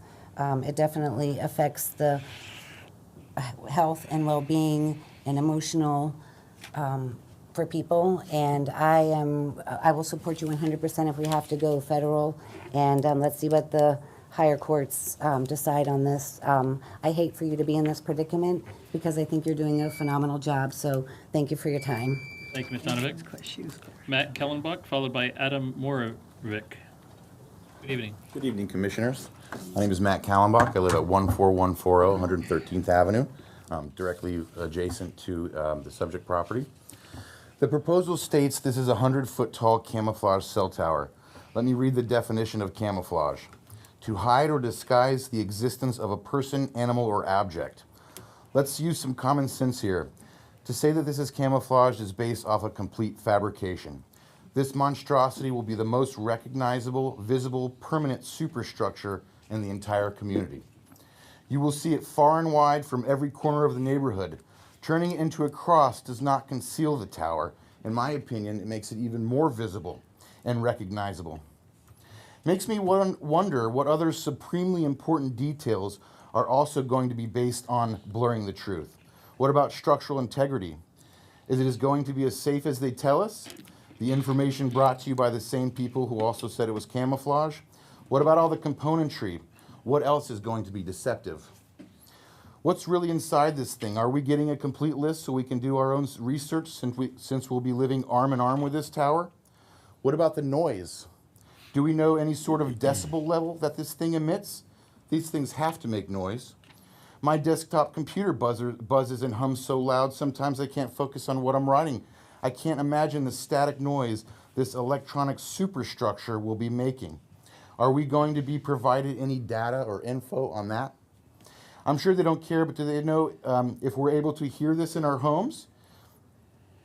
It's also very similar to how they're trying to appease you, Commissioners, by taking 20 feet off, knowing full well that they're able to add that 20 feet back on without having another hearing or asking you again. In my opinion, that's pure deception. They're blurring the truth to ram this tower down everyone's throat, and they know once it's erected, it's a done deal. We'll have no say about the false camouflaging anymore, no say about the noise, no say about our concerns regarding crumple zone, structural integrity during a weather event. No say about the height when we see them adding back on that 20 feet, which was their main argument for appeal to convince you to give them the green light. I'll give you much more truthful words to describe this tower than camouflage. It's the same word one of the commissioners used multiple times at our last hearing to deny the tower. The word he used was invasive. This tower is not camouflaged, it's supremely visible. Invasive means for most of us in this room, this tower will be the first thing we see when we leave in the morning for work, and the first thing we see when we come back home. It will be looming all day over us. I'll skip through because I'm closing on time. In closing, I have a 3-year-old daughter and my wife are expecting a baby on the way. All of us would be living about 100 feet away from this huge tower. I'm asking you, Commissioners, please don't force my kids to grow up in the ominous shadow of this tower in their backyard. Due to the greed of church leadership and a team of brokers and lawyers with likely zero ties to our community who will make their quick commission off this deal and probably be never seen in the area again. Thank you, Mr. Kallenbach. Thank you. Adam Moravik, followed by Margot Moravik. Good evening. Good evening. Thank you, Commissioners and Chairman. My name is Adam Moravik. I'm a 20-plus year public school teacher in Pinellas County and high school baseball coach. I've lived in this house over 9 years. It's a beautiful neighborhood, a great place to raise a family. You know, both my sons actually went to this Lutheran church for pre-K. And, you know, it's just been something that we're really concerned about. And, you know, I watched the news and, you know, Camp Lejeune with, we don't know what's going to happen, you know, in 5, 10 years, 20 years with some of the stuff, the health reasons regarding this, this tower. I was at a Christmas party the other night, and I was talking about this issue, and a gentleman overheard me, and he said, you know, my sister lived in Texas, and just outside of Houston, they put a cell phone tower in, And 2 years later, she died of cancer, and he said, "This cancer doesn't run in our family." And I mean, we don't have the facts. We're not sure, but you know, it's kind of scary because you know these structures. We don't know what the future holds. So I'm very concerned about that. To me, it's not about the cross. I'm a believer. I think this is about money. You know, I'm asking you guys to have courage tonight. I mean, I really feel for you guys. I feel like you guys are up against big tech and some lawyers, and I'm just asking you guys to do the right thing. I agree with everything Miss Cadillac said, 86-year-old retired teacher, and I hope you guys think about her and the children in this neighborhood. You know, my kids are 6 and 9. There's a lot of kids in this neighborhood. It's a great family neighborhood. We bought it for that reason, and I'm worried about the health reasons, and I don't want to, you know, have my kids grow up around this or the elderly.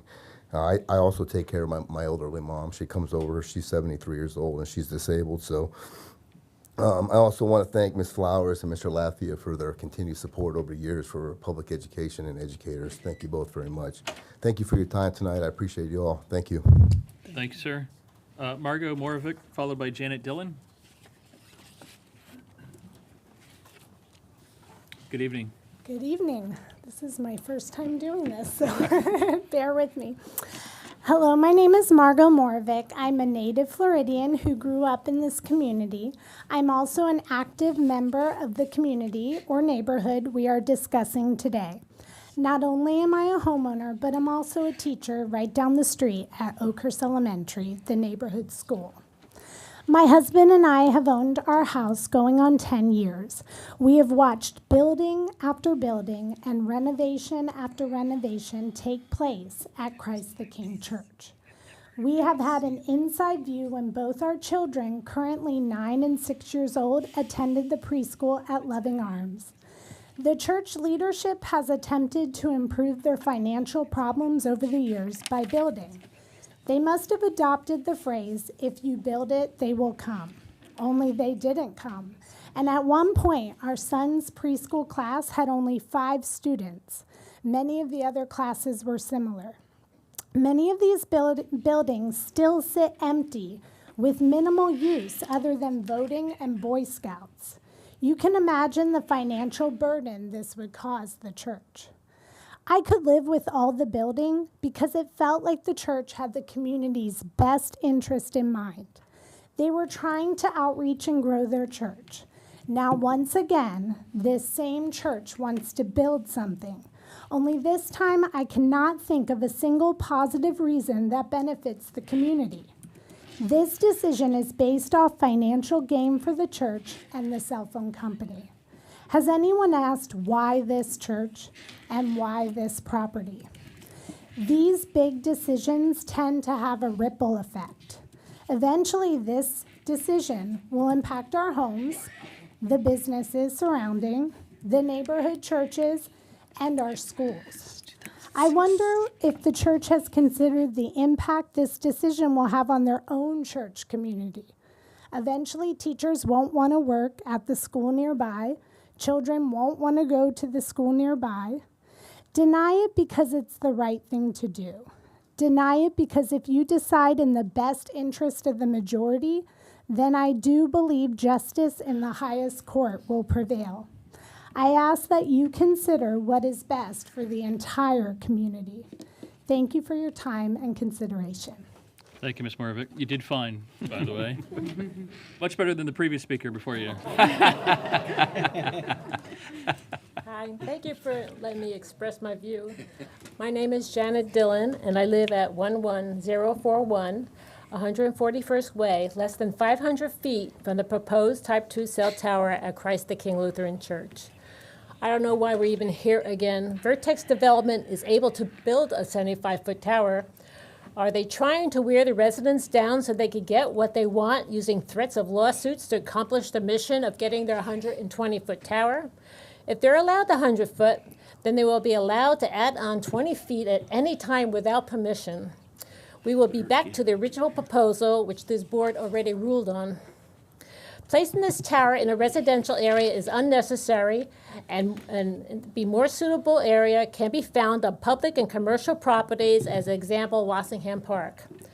I know from the last hearing our health effects which we all know we will not be living a safe distance from the tower. And our value loss on our properties are also not taken into consideration while Vertex Development and the church will make money on it. Another problem was the county did not give the residents enough time to prepare their defense against the tower. Meeting was in 9 days from receiving the letter, and during Christmas season. The tower company had months to prepare. I implore this board to reject this application again. Vertex can use a commercial property to do their tower. Thank you. Thank you, Ms. Dillon. A few more. We have some in overflow, I think, still. No? They're all here? All right. Crystal Sherrill, followed by Rick Clark. Crystal Sherrill. Good evening. Good evening. My name's Crystal Sherrill. I live at 13879 Kimberly Drive, just half a block away from the church there on Oakhurst. Thank you all for being here this evening and having a long evening to listen to all of us. I have a empathy and understanding for the roles that you're in. I'm in a similar profession. I work in human resources. And I also am a licensed real estate agent. So I understand, you know, with all of the emotion and the passion that you can feel and see in this room, I definitely want to underscore, and I want to try not to repeat much of that. I understand your decision and your thinking tonight is on the basis of fact and the things and the criteria that you have in front of you. And I'm perplexed, rather, by that we're even here in this situation. The applicant even presented the limitations that they have at 75 feet. So what they're actually asking you to do is not to uphold current code. They're actually asking you to make an exception to the code because it's not 100 feet that's even allowable. It's 75. So why are we even having this discussion, and why are we, in the sense of feeling a little bit bullied, to use that term and not to use it loosely, that we're being put in a situation where we all feel some sense of threat, why we feel this level of passion to even be here, because they're asking for an exception. It does not meet the criteria. You see the visuals, you see everything that doesn't make sense. I don't want to repeat any of that. But why is it also out of a convenience that everything's off the table from the FDA that we can discuss regarding our health, but it's their convenience to actually file a lawsuit according to the FDA? Just kind of seems a little bit, you know, convenient. I think this should go to federal court. I don't think we should be to be scared. And in my profession, I love to call the bluff. And I don't think they have a leg to stand on. I hope you stand by us in that decision. I really hope that you believe in this community as well and the passion that the people have displayed here today.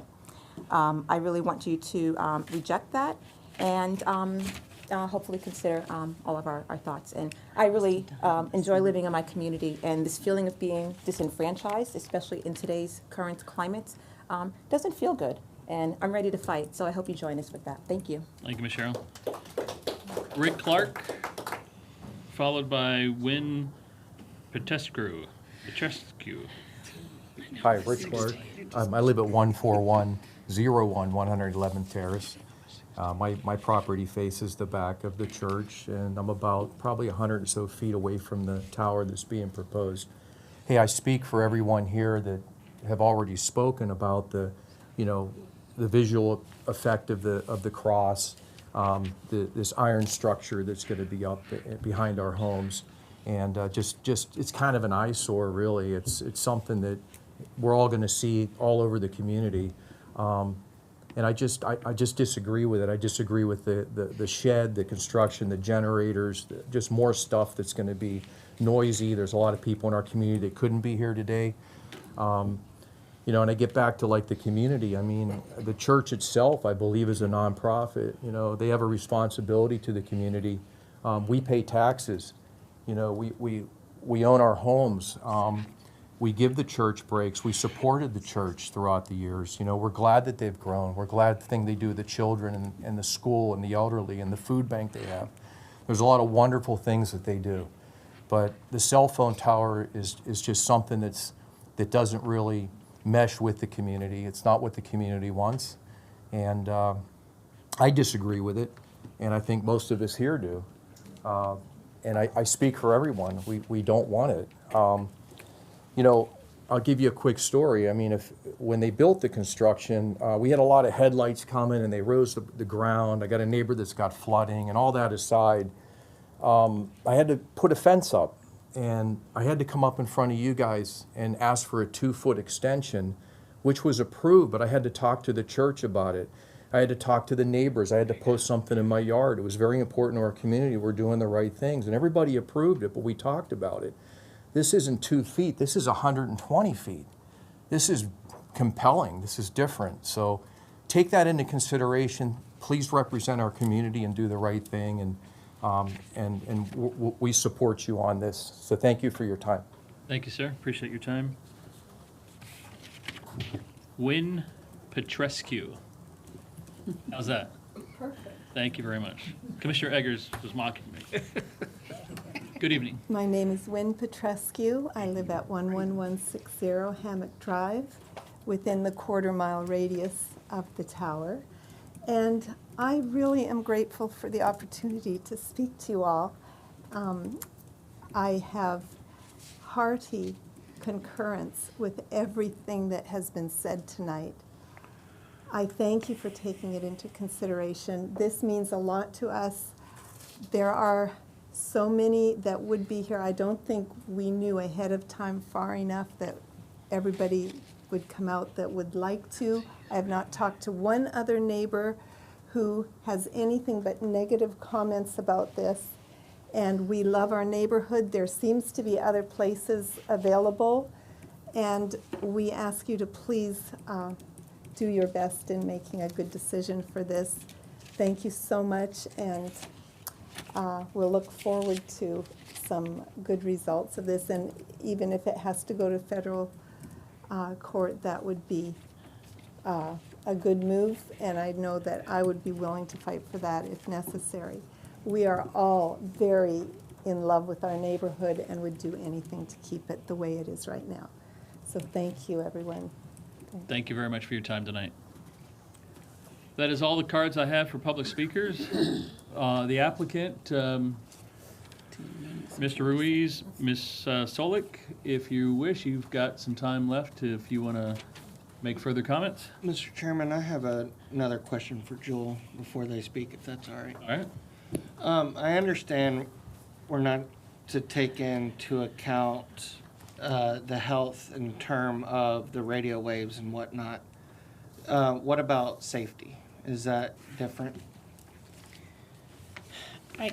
What I would say in regard to that is that it should relate back to your criteria in the code.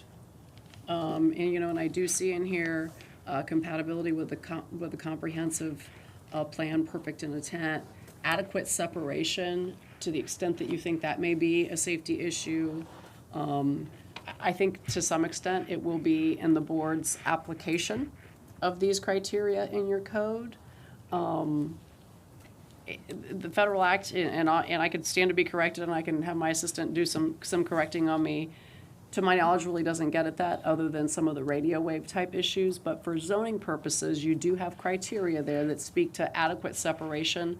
So to the extent that that's the kind of safety that you're getting at, you also have some that talk about adequate drives, walkways, parking. So it does speak to traffic and traffic problems. Those are stated criteria in your code. And so to the extent you've heard testimony that's relevant to those criteria, it would be appropriate. Okay, thank you. Thank you. Applicant, if you'd come forward. You've got about 15 minutes for anything else you want to add to the conversation tonight. Okay. Mary Solik again. This neighborhood is frustrated by what is being discussed here tonight, but they're frustrated because the regulatory scheme in your code allows us to come in and ask for what we've asked for. And the regulatory scheme contains policy decisions that were made when your code was adopted. And one of those policy decisions is that cell towers are permitted in every single zoning category in your code except for, I think it's preservation or conservation. So you all, when you adopted your tower code, you made a policy decision that these were not per se incompatible uses in any of your zoning categories with that one exception. And then you put forth specific performance criteria about where they could go and how far they had to be from property lines and how high they could be. And cell towers have really only two impacts. They don't make any noise They don't generate any traffic. They don't generate any school kids that go to schools. They don't need garbage service. They don't need sewer. They don't need water. They have two impacts: aesthetic and structural safety. And in your code, you built in the performance criteria to address those two things. You said how far they have to be away from the property lines, and they have to be the height of the tower away, and then you gave a bonus for a height bonus for towers that are camouflage, because that reduces the aesthetic impact on the community. They can be taller. They have to meet a greater setback separation. And then you built in a structural safety component requiring the fall zone radius of the tower to be within the parent tract. The evidence before you tonight is that we meet all of the performance criteria in the code in terms of the setback from the property lines. It has a 46-foot fall zone radius. So we've addressed the structural safety, and we've addressed the performance criteria in your code. There were issues raised about structural safety. Again, this is the zoning approval stage of this application. The tower will still have to go through your building department for a building permit. We have to meet all of the wind load standards for the tower. Your building department will thoroughly review the construction aspects of the tower. And your residents are frustrated by the federal law as well. I need to address another aspect of the federal law, and some of the residents touched on this. You do not have any provision in your code for an increased height or a height extension of a tower once it's approved. I do see that in other jurisdictions, and the purpose for that is to promote co-location. If an in other jurisdictions, I see code provisions that say, if you have another user that wants to come in and use an existing tower, but they need to add height, then you can extend it. And most jurisdictions encourage that. At 120 feet, this was a 4-carrier pole. Yes. At 100 feet, it's a 2-carrier pole, which means not every licensed carrier in this marketplace would be able to use it. There is additional federal law that has been sort of addressed, and it's a provision stuck in the Middle Class Tax Relief Act that was passed several years ago that allows for an extension, a height extension under federal provisions to accommodate co-location. And that would allow us another 20 feet under federal law, and that wouldn't be anything that you could, you would be preempted by the federal law on the height extension.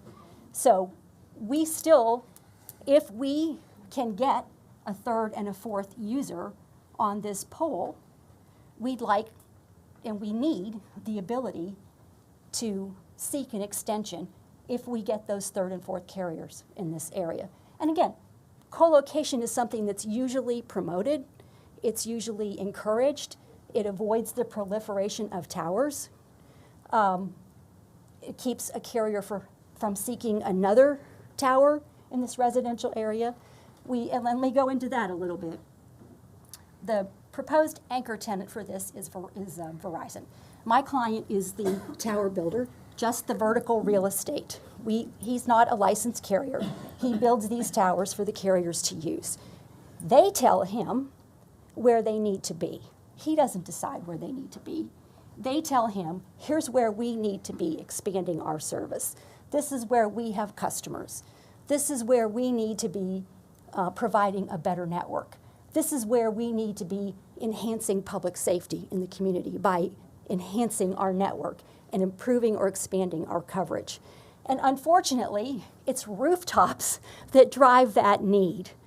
We need to be in residential areas because that is the fastest growing area of demand for wireless coverage. It's the hardest area for us to get in to serve because we pack houses when we try to do it, but it's the rooftops that drive the need. One of the speakers said there is no public benefit for this tower, but that's not really true. The FCC estimates that almost 80% of all 911 calls come in from wireless handsets. How many of you know of people who have abandoned their landlines and rely solely on their cell phones for telecommunications service. The church has been maligned tonight for seeking this approval. The church is a property owner in this neighborhood. The church is exercising their property rights to seek approval for this tower. And your code allows it. Your code blesses it.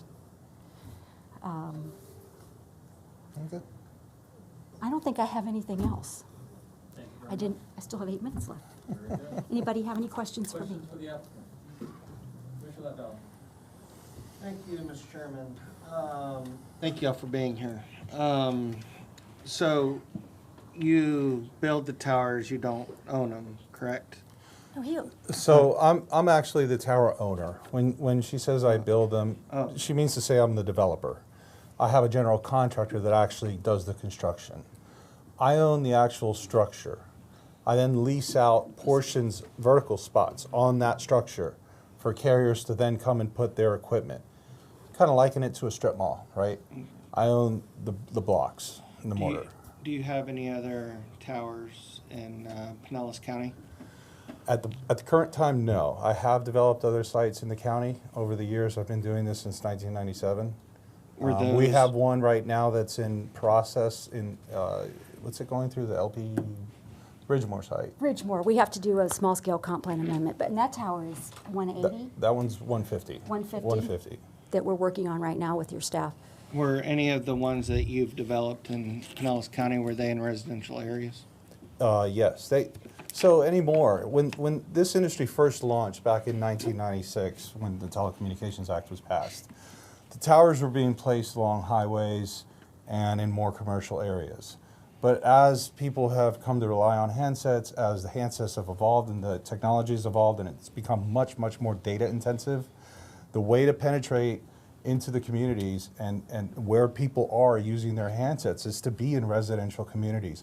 The majority of the sites that we do nowadays are at schools, at churches, at government facilities that are found within the residential communities. The days of doing towers out in industrial and commercial areas and along highways are gone. Those areas are covered. The way you densify the network, every carrier only has a certain amount of spectrum that they're allowed to use by the FCC. And the way that they densify the network is by cell splitting, right? So, you know, you got a tower here, one here, one here, and one here, and the way you create more density is you put them right in the middle. And the way you densify that is then you start plucking in the middle of all those spots, and they're very specific on where they have to go. And like Mary said, it's totally driven by where the actual handset is located. You can't expect the tower to work at your house, but the phone to work at your house, but then have the tower be 4 miles away. That's just unfortunately not how it works. So yes, the majority of the sites we do are at schools. We're working on 3 sites right now at Pasco County School Board properties. Yeah, and some on elementary schools. Right. Have you, in all the years that you've been doing this, have you ever had a tower that's come down? No, sir. These sites are built, for example, I was just looking at the drawings here. They're built for 146 mile an hour winds. It's the, I think it's the 7th edition of the Florida Building Code 2020. Engineers never engineer a tower for exactly that speed. They always put a 1.2 or 1.23 safety factor on these sites. And that's for a fully loaded tower, right? All the potential antennas you could ever get onto it. If any kind of natural disaster were to come through that would affect this tower, the houses won't be there. You know, The houses aren't pray built to God, to the wind load standard. Right, that the houses towers aren't are. built to the same wind load standards that these towers are built. And you can go down to Fort Myers right now and look at what happened down there. I want to say there were only 3 towers that failed down there, if my memory serves me correctly, and I'm not 100% sure on that. They're old towers, and they tend to be guide towers. The guide towers are the ones that have the wires coming off of it, and that's what gives it the structural support. And then you have debris flying through the air that clips the guide wires in it, and that's what makes the tower come down. The way these towers fail, and it was going back to the fall zone radius, right? The way these towers fail is the entire tower is built to the Florida Building Code. And then the top, if you go from the top down, in this case 46 feet, it's built even stronger from that point down. So when the wind comes, it's meant to bend at that and give wind relief at that point. So imagine taking a straw and bending it, and you have that crease. It doesn't snap, it doesn't fall over, they just kind of bend over, and that's how you would see this type of tower fail. They don't just come down or rip out, they're very well built. Commissioner Scott. Thank you, Mr. Chairman. So we've heard some concerns tonight about noise. Is there any noise? Is there generators? Is there what's right? So when a tower is sitting running on grid power, I invite anyone in this room to go stand next to a tower and tell me how much noise you hear. There is no noise. Now, once a month, all the carriers have equipment inside of the lease area at the base of the tower, in the compound. And they all have their own emergency generators, right? And that's only meant for the case of where there's a natural disaster where the power grid is shut down, right? They sound like a home generator. These things don't draw that much power. Their equipment. They all have a simple 200 amp service, no different than you have at your home. We set up enough power inside the compound for everyone to come in and plug their own meter in, every tenant, right? The generators are tested for about 30 minutes once a month, and just to make sure they run. If a natural disaster were to come through and knock out grid power, you're already listening to 40 or 50 generators in a neighborhood already. We've all seen it and heard it here recently. So it would be no different. It would be one more generator or two more, depending on how many carriers are on the tower. But without the generator running, they're silent. The towers And the monthly generator test for the half an hour, it sounds like an outdoor AC unit. Yeah, they're very and that's quiet. contained within the It's structure. all inside of within the the compound. compound. Yes, sir. Yes. And one other quick question. So you said, so a 120-foot tower is a 4-carrier pole, 100-foot tower is a 2-carrier pole. What is a 75-foot tower? The bottom of the 100-foot tower. You need to get elevation for the antennas to be able to do their job. They have to clear all the foliage, and then they have to be able to propagate the signal out a relatively decent distance. And so when you have 100, so each carrier takes about 10 feet, or not about, they take exactly 10 feet of vertical space on the tower. And so that's why you have that, you have 46 feet, really it's 44 feet, because you have 40 feet for the 4 carriers, AT&T, T-Mobile, Verizon, and you'll soon be hearing of Dish Wireless, which is the same as the satellite company Dish. And then you have an extra 4 feet for that horizontal crossbar that makes the cross. So that's the top 44 feet. The bottom of it is just to raise those antennas up high enough for them to work. Thanks. Further questions for the applicant? So you would never, a 75-foot tower would never work for you? Is that what I heard? It's not cost effective for the carriers. It covers too small of an area. And as far as tower development goes, a tower developer would never build it because you can't lease it out. It's unleasable. All right. Commissioner Peters. Only because you made me think of this. So is a 70-foot tower not effective for you because it's camouflaged? Because we have a lot of towers here that aren't higher than 75. Granted, you see all this stuff all the way. You see around buildings. You see around all kinds of things. And I see a whole lot of stuff around buildings and other things that aren't higher than 75 feet. So is it because it's camouflaged that it's not cost effective? It's because of the coverage objective of the area. Look at it like a flashlight, right? If you turn a flashlight upside down, right, the lower it is, the smaller the circle. As you bring that flashlight up higher, it increases the size of the circle. That's your coverage area.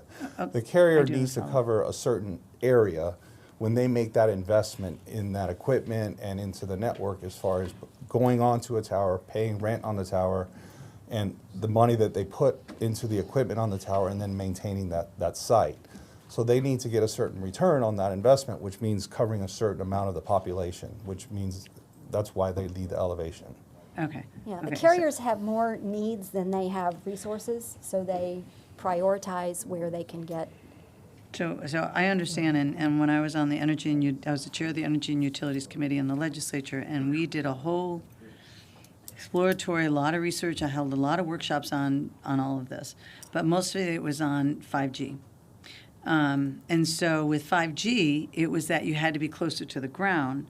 So are you telling me what you're putting in here is not 5G, it's 4G or 3G? So what I can tell you is that I am personally not, Vertex doesn't put any equipment on the tower. The carriers, obviously, they're the ones that lease space on the tower and they put equipment on the tower. What the carriers are doing right now is they're putting what's referred to as dual band antennas. So they can handle both 4G and 5G technologies, right? The antenna can do that. So, because for 5G to be effective, particularly with automated cars, the 5G had to be closer to the surface. So therefore, height was no longer an issue because it had to be close to the surface. So everything had to be about 60 feet. They had to be, well, lower than 60 feet because it had to have that widespread at the surface. When you use the explanation with the flashlight going down, and it's a lower thing. When I was holding the workshops, when I was the chairman of the Energy Utilities Committee, they said, no, we have to have lower poles to put our 5G on so it can spread out intensely around an area, and those poles would be so many feet because automated cars can never lose service, right? So you're talking about going higher, which tells me is, and I get technology has changed since I was chair. That was a good 5 years ago. But I guess I'm sorry. I'm kind of doing my thinking processing while I'm trying to talk to you, which is, not making it clear. But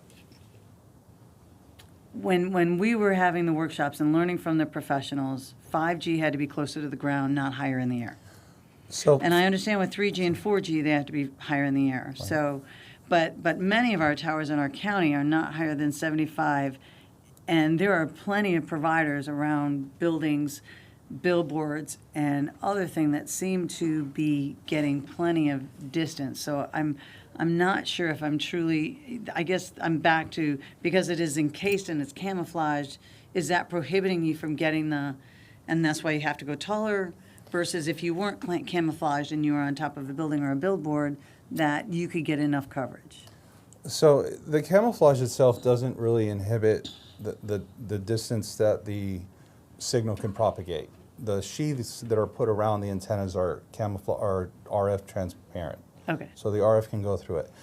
There are different types of uses for 5G, right? So you have driverless cars, right? And that does take a more intense and a dense type network. That's why you'll see what are referred to as the 5G poles in the right-of-way, and you'll see them every 500 to 700 feet. Right. So you'll drive into a neighborhood and you'll see 30 of them. I do those as well. Right? I haven't done any in Pinellas County, but I do those down in South Florida quite a bit. Also, the way that the carriers have gone about deploying the 5G service, they've gone out and they've put these dual band antennas, or what are referred to as macro towers, which is what we're discussing here tonight. Okay. What you're talking about with the sites that are lower to the ground, those are referred to as small cells, right? And those tend to be anywhere from 30 to 50 feet up and in the right of way. And those are single user poles, and they cover a much, much smaller area. And the reason for that is to reuse their signal that they have that they're allowed to use, the spectrum that they're allowed to use per the FCC. And those are for different types of uses for when you have driverless cars and things like that. The 5G that's being deployed off of the macro type sites are for your handsets, for less latency in your signal. When you go to download a movie, you can download a movie in 30 seconds versus 6 or 7 minutes, for example. And that's just one example. That's not the only example, but it just makes it, 5G as technology makes it everything much, much, much faster. It's roughly 400 to 500 times faster than 4G technology. Mm-hmm. Having said all that, many people still don't have and won't have 5G phones for quite some time. So the carriers are deploying both technologies on the towers. And in some cases, it's only 4G, but in most cases, it's 4 and 5G. And so, for example, I don't know if you caught in the news recently, the carriers here this year are all terminating 3G service, right? Because people have had 3G phones up until this point, and many people still have them, and they won't have service. When was the last time you heard a carrier advertise 3G service, right? 4G's been around for 4 or 5 years, and 5G is just recently coming out now. And so 4G is going to be around for quite some time until 5G completely takes over, which won't be probably for another 5 or 6 years. So and I don't claim to be a radio frequency engineer, but there's different types of, there are different applications for 5G type service, and they both work in conjunction. The network works with the small cells and the macro sites, and they kind of work together to do all the different things that the 5G technology can allow the carriers to offer the community. Okay, thank you. Further questions for the applicant? Thank you very much. Thank you all for Appreciate your your time. time. Thank you. Yes. Mr. Bailey, I think we have some questions for staff.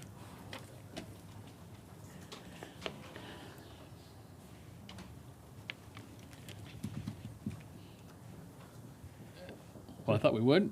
Can you clarify the issue that we heard about the 20-foot, and it was referred to by the applicant, and we heard it from several citizens, that 20-foot, extra 20-foot? Yeah, my interpretation of the code, that 20 feet is based on, putting on a building or other structures, like she mentioned, billboards, things like that. So you can go 20 feet higher on something that's not already a freestanding tower. Also, in my opinion, the type 2 uses require a development diagram or a concept plan.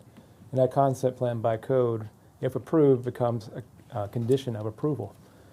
So in order to go higher than that, in my opinion, it would have to come back to a public hearing.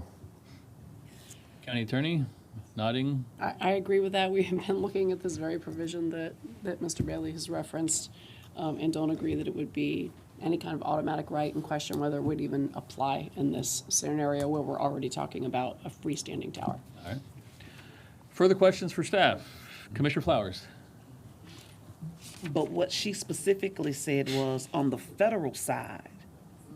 So my concern is, because I'm not an attorney, but the Fed regulation would trump our local. So can someone? Right. I can just speak to our code. You can speak to our code, but that's no guarantee that We would be preempted. exactly. And they could come back and build that additional. And I get it. I like I've shared before, serving on city council in St. Petersburg, this was the same concern. If you all recall, when Primeco, and I'm dating myself, when Primeco was because I had a Primeco phone, but that's when they would put the satellite dishes on buildings, and they triangulated those buildings to try to get service into neighborhoods. And then, of course, Verizon came, and AT&T. Frontier is now putting down a huge amount of fiber optics, but those fiber optic lines still relay from those towers. So that concerns me, that there would be that ability for them to add that additional 20 feet. And the whole goal is to try to get several users on one pole. Mm-hmm. It maximizes the availability of service to include even local government service. So it maximizes the ability for service to be available to even some of the communities that we see a whole bunch of growth, new apartments, new homes, larger facilities that are being built, utilizing greater technology bandwidth, so they need this type of service to be able to access. So I get, getting as many carriers onto that pole, and then providing additional service for anybody who may want to sign on at a later date, because you have Metro out there, you have Cricket out there. I mean, it's so many of them. So that concerns me with whether or not we would be able to halt any additional growth on that. Thank you. Thank you, Commissioner. Commissioner Scott. Thank you, Mr. Chairman. Do we have any data at all on, what a tower does to property values? I just looked it up. All right. And according to what I just looked up, it states, and this is from 2022, we find that homes close to towers sell for a discount of up to 7.6%, and that any noticeable effect disappears at 1,500 feet. 1,500 feet away. But then... and who is the source of that you're reading? Hold on. It's a realtor source. Land use and property rights. National Association of Realtors. Right, yeah. And then there's another that talks about safety, Commissioner Latvala, not talking about the health safety stuff, but just greater safety distances from falling. If a 5 comes through, a 5's going to come through, everything's down on the ground. But this says a quarter mile or 1,320 feet. So that home value loss is real. 7.6%. All right. Further questions for staff? Thank you, Mr. Bailey. All right, we've heard from the applicant, we've heard from professional staff, we've heard from our public. We will close the public hearing.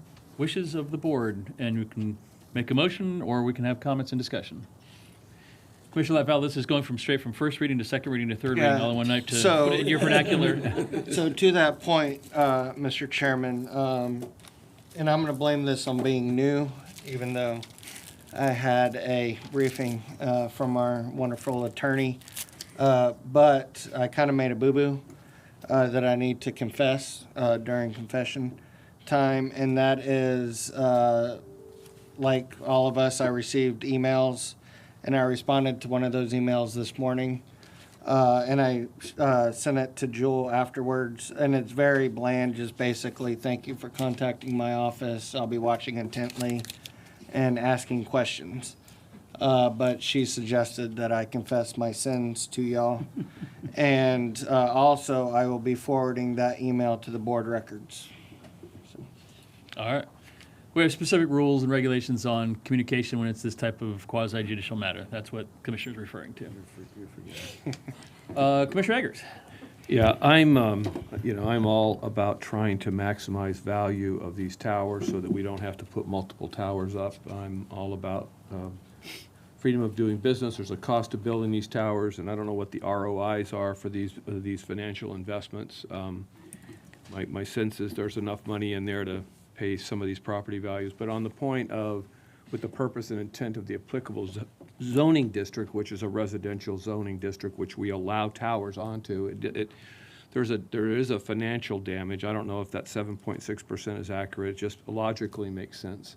And certainly the adequate separation on aesthetics and the like, the buffer area, other appropriate means, whatever you want to call it, it doesn't fit. And so from my perspective, my motion would be to deny the request, and then at the same time, maybe continue to look at ways that we can look at our codes and maybe try to adjust it in different ways. But I think from the property value standpoint, not fitting in with the intent of the zoning, and also the aesthetic piece, the noise piece, and I know what generators are like. I just feel very uncomfortable with this one, and that's why I'm asking that we deny. And I'm going to second that. So we have a motion and a second to deny or not approve the proposed settlement. Commissioner Peters. I struggle with this one because I am a fan of the technology and I'm a supporter of the technology. However, I think the testimony from the community has been compelling. So I want to thank you all for coming. And as I was listening, a lot of you were telling me your feelings, but a lot of you were not giving us direction. So we had one that said, go ahead with the lawsuit and settle at 100 so it never goes higher. And then after that, more you were coming and say, let us fight this out. Let us fight this out. And I am a big supporter of the community having a voice. And you have come and clearly stated your voice, and you have made it clear that you're willing to fight this in court. And so I just don't think the bureaucracy of government should stand in your way. I will say I do support the Board of Adjustment that denied this before. And I think there's only been one time in the 4 years that I've been on this board that I disagreed with the decision of the Board of Adjustments. And so, in support of their decision-making, I'm going to support their denial as well on this one. But I truly believe as long as the citizens are willing to take this to court and fight it, then I'm willing to let you do that and come what may as a result of that. So that's why I'm going to second this. Commissioner Flowers. Thank you, Mr. Chair. First, thank you to Vertex for answering the questions that were presented before you and for being upfront and honest as it relates to what your proposal may be in the future for extending an additional 20 feet. So I do thank you for that, because I was very concerned when I was hearing it from the persons in the audience and then getting a different response from others. So thank you so much for that. And I've been in a position where I've had to make decisions about towers in very dense communities. In South St. Petersburg, it is very densely populated. So if any of you have ever traversed down 22nd Avenue South and you see where Lakeview Presbyterian Church is, that is a very densely populated single-family home community, and as well as off of 49th Street. So I am familiar and have had to make this very difficult decision before. I am also, as I'm sure others are, always looking at those who live in those densely populated communities but are underserved, where a tower like this would provide them with that service. Because we talk about it all the time with those individuals not being able to appropriately access, especially during COVID, the children not being able to access internet service in those areas. So that makes this even a little bit more difficult for me. I'm not saying that's the case where you guys are, because I have driven down 113th Doomy Road or whatever. So I am familiar with where it is that you're talking about. But I would have to agree with the Board of Adjustment in denial. I wish this did not come back to us, that it had stayed its course. I will say to those who, the young lady that talked about why it's even before us, this is the process that persons are able to avail themselves to if they are looking for a different decision. Just like taking something to court, this is what they get to avail themselves to. And please know that I do not take it lightly when we are being sued, because then those are dollars that we have to put to our legal department that could potentially maybe go for something else that we want to do. But in this situation, based on the information that's been provided to me specifically for going above the additional request, I would seek to deny it at this time. And I will tell you that I even asked the question, you know, are we looking at this equitably, because we have other towers that are taller than what's being asked? And rightfully so, the response was, each situation is different. And each situation is different. And so I'm looking at this one based on the information that's being provided to us this evening. For the Vertex developer that's here and your attorney, I will tell you, you did a good job in your presentation. And to the gentleman that was here representing his company, I am sure that you are above board, and I appreciate all of the examples that you gave in trying to get people to get a visual of how the service works. So thank you for that. But I would have to support the motion in the second that's on the floor to deny and unfortunately move us into an area of litigation. Thank you, Commissioner Latvala. Thank you, Mr. Chairman. While we were up here, I was listening intently by the residents, and I appreciate the applicants being here. And sometimes it's hard when you're the least popular person in the room, but I appreciate their attendance and fighting for their side. But I was looking up a couple of things on my computer, and one of the things I was struck by was how close this was to houses. So I was trying to find other cases where maybe a tower has fallen down or whatnot. And in 2019, a tower fell down onto someone's mobile home in Alabama. Well, Alabama's not Florida, so thankfully that wasn't us. But that was somebody's house. That's somebody's livelihood. But that also was 3 years ago, so I didn't really take that into account. But earlier this year, in April, in Las Vegas, Las Vegas doesn't get hit by hurricanes, a cell phone tower fell feet from people's houses. Startled them, woke them up. Thankfully, I didn't find that anybody was killed. But heaven forbid, we wake up one day and turn on Bay News 9 and see that our own residents and our own constituents had damage to their house or worse. by an action that we took. So for that reason and many other reasons, I will be joining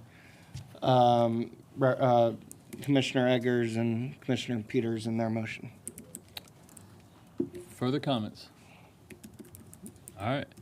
Yeah, I think one of the interesting things here that maybe we need to have a work session in the new year is about what our regulations are. Because what I heard was that it's 75 feet, but then what I heard from the vendor was that 75 feet's not going to cut it for any of their technology right now. So we may need to figure out how we find spaces that are appropriate in our community for taller towers.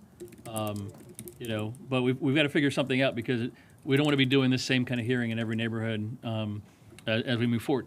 And for the public, we are under, when you get into different types of towers and communication, ours are the least amount of the regulation. We have state regulation from Tallahassee. We have regulation, as you heard some tonight, from Washington, that we have to live within more than what we would necessarily do. With all of that being said, we have a motion by Commissioner Eggers, a second by Commissioner Peters. The clerk will open the board. Commissioners will proceed to vote. Motion to deny. And that passes unanimously.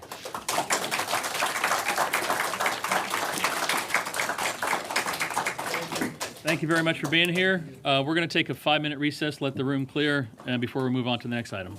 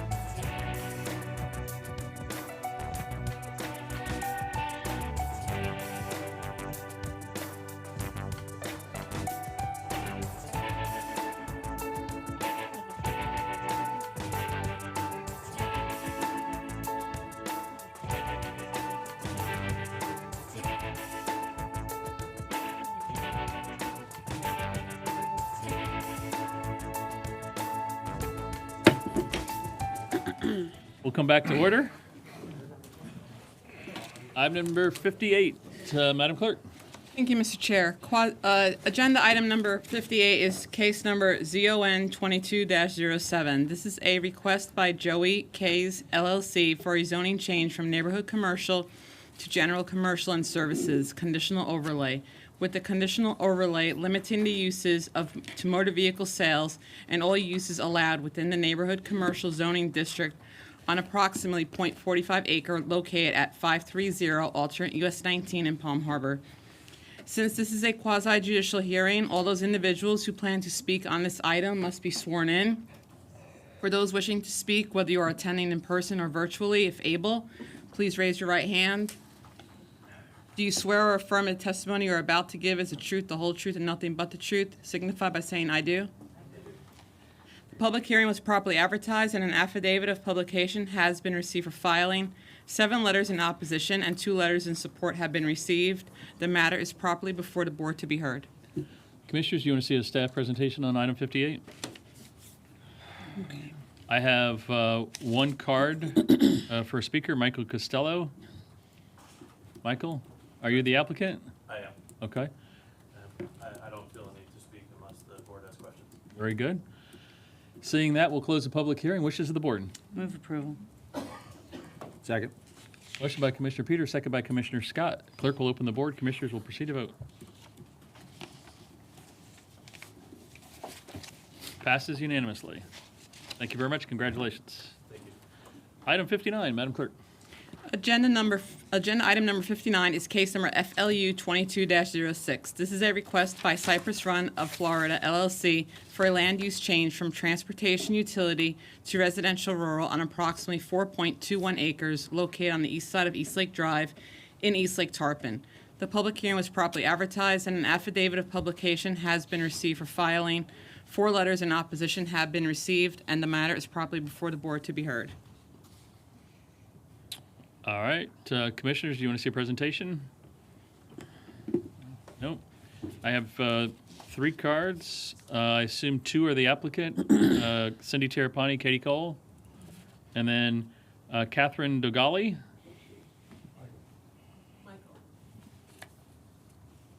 All right, if you want to come forward and speak to the board, you'll have 3 minutes to address the board. And it's Michael? It is. I'm Michael DeGalley. I live at 2609 Royal Liverpool Drive in Tarpon Springs. I'm really not here to oppose it. I'm here as a preventative measure. We have not been, as residents, given any information exactly of what's going to be done with these properties. There's been a rough outline. The people who are going to do the development have said they're going to work with the community, but I'm here to make sure that that happens. It will also prevent the further lawsuits that will come if they don't work with us. So I have a letter, and the letter is clear. I think you can look at the letter. Excuse me. We're concerned about noise, we're concerned about lights, traffic, and the general community. I think if the property is used properly, it could be an improvement and be good for us. However, if those things aren't done, it will be very detrimental to my home and my neighbors' homes. And that's really what I have to say. Thank you, sir. Appreciate you being here tonight. Catherine, you did not want to speak? No, thank you. All right, thank you very much. Ms. Terrapini, did you want to speak? Yes, sir. I might, just briefly. Yes, please come forward. Good evening, Mr. Chairman, Justice, and members of the County Commission. I'm Cindy Terrapini with Terrapini Planning Strategies, and along with Katie Cole, we represent the property owner and the applicant, Cypress Run of Florida. This is tonight just a plan amendment. As you know, we're not dealing with the site plan issues, we're not dealing with the uses. We are merely asking to change it from the transportation utility, down planning it to residential rural. And if the staff had done their presentation, which I know you asked that we didn't need to do it, but just to show you really briefly, this red area and outline is what we're proposing to take from transportation utility to residential rural. As you can see, it's the same residential rural as in Cypress Run, all over Cypress Run RPD and to the north and the east, so it will be obviously compatible. We know that we have to do a rezoning and come back to you for that, to add this piece into the RPD, and then to give you a master plan for the railroad piece and the piece that you're doing the plan amendment tonight. So you'll see this again, the very specifics that Mr. DeGale was speaking about. We'll go back to that, to the group, the Property Owners Association of Cypress Run. We've already met with them once. We had some concerns about the uses, the recreation uses that were going in there. So we'll be going back to talk to them. We're redesigning the site, and when we have that finalized, we will resubmit and then go through the rest of the regular county process. We'll go back to the DRC, we'll go to the LPA, and then of course back to you to see the rezoning and the master plan. We're hopeful that the plan amendment going through the Fort Pinellas process will then marry back up together with the rezoning and the master plan March, April timeframe. So that's, like I said, we're not dealing with the specific design tonight or the site plan, and we do respectfully request your your approval of the plan amendment on just the 4-acre site right here. I'd be happy to answer any questions. Thank you very much. Questions for the applicant? Very good. Thank you so very much. much for being here. All right, I have no other cards. We'll close the public hearing. Wishes of the board. Move approval. Second. Oh, Motion by Commissioner Scott, second by Commissioner Flowers. Clerk will open the board. Commissioners will proceed to vote. I'm gonna have to do a verbal vote because I guess this power thing isn't working, my computer is. Thank you. And it passes unanimously. Thank you very much for being here. Item number 60. Thank you, Mr. Chair. Agenda item number 60 is a petition of Holt Corner LLC to vacate a portion of the right-of-way known as Indiana Avenue, lying adjacent to the northerly boundary of lots 6 and 7, located at 100 Indiana Avenue, 1004, Indiana Avenue, Town of Sutherland, PB H1, page 1, lying within section 22815, Pinellas County, Florida.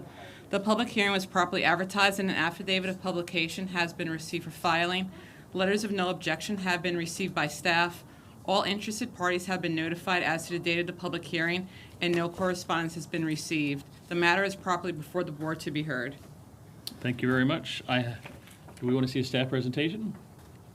Nope. All right. I have one card. Joseph Oliveri. Yeah, I'm the applicant. I don't feel the need to speak unless you all have questions about it. Thank you very much. Any questions, further discussion? Move approval. We'll close the public hearing. Motion by Commissioner Egger, second by Commissioner Peters. Clerk will open the board. Commissioners will proceed to vote. Back up, clerk. Commissioner Flowers.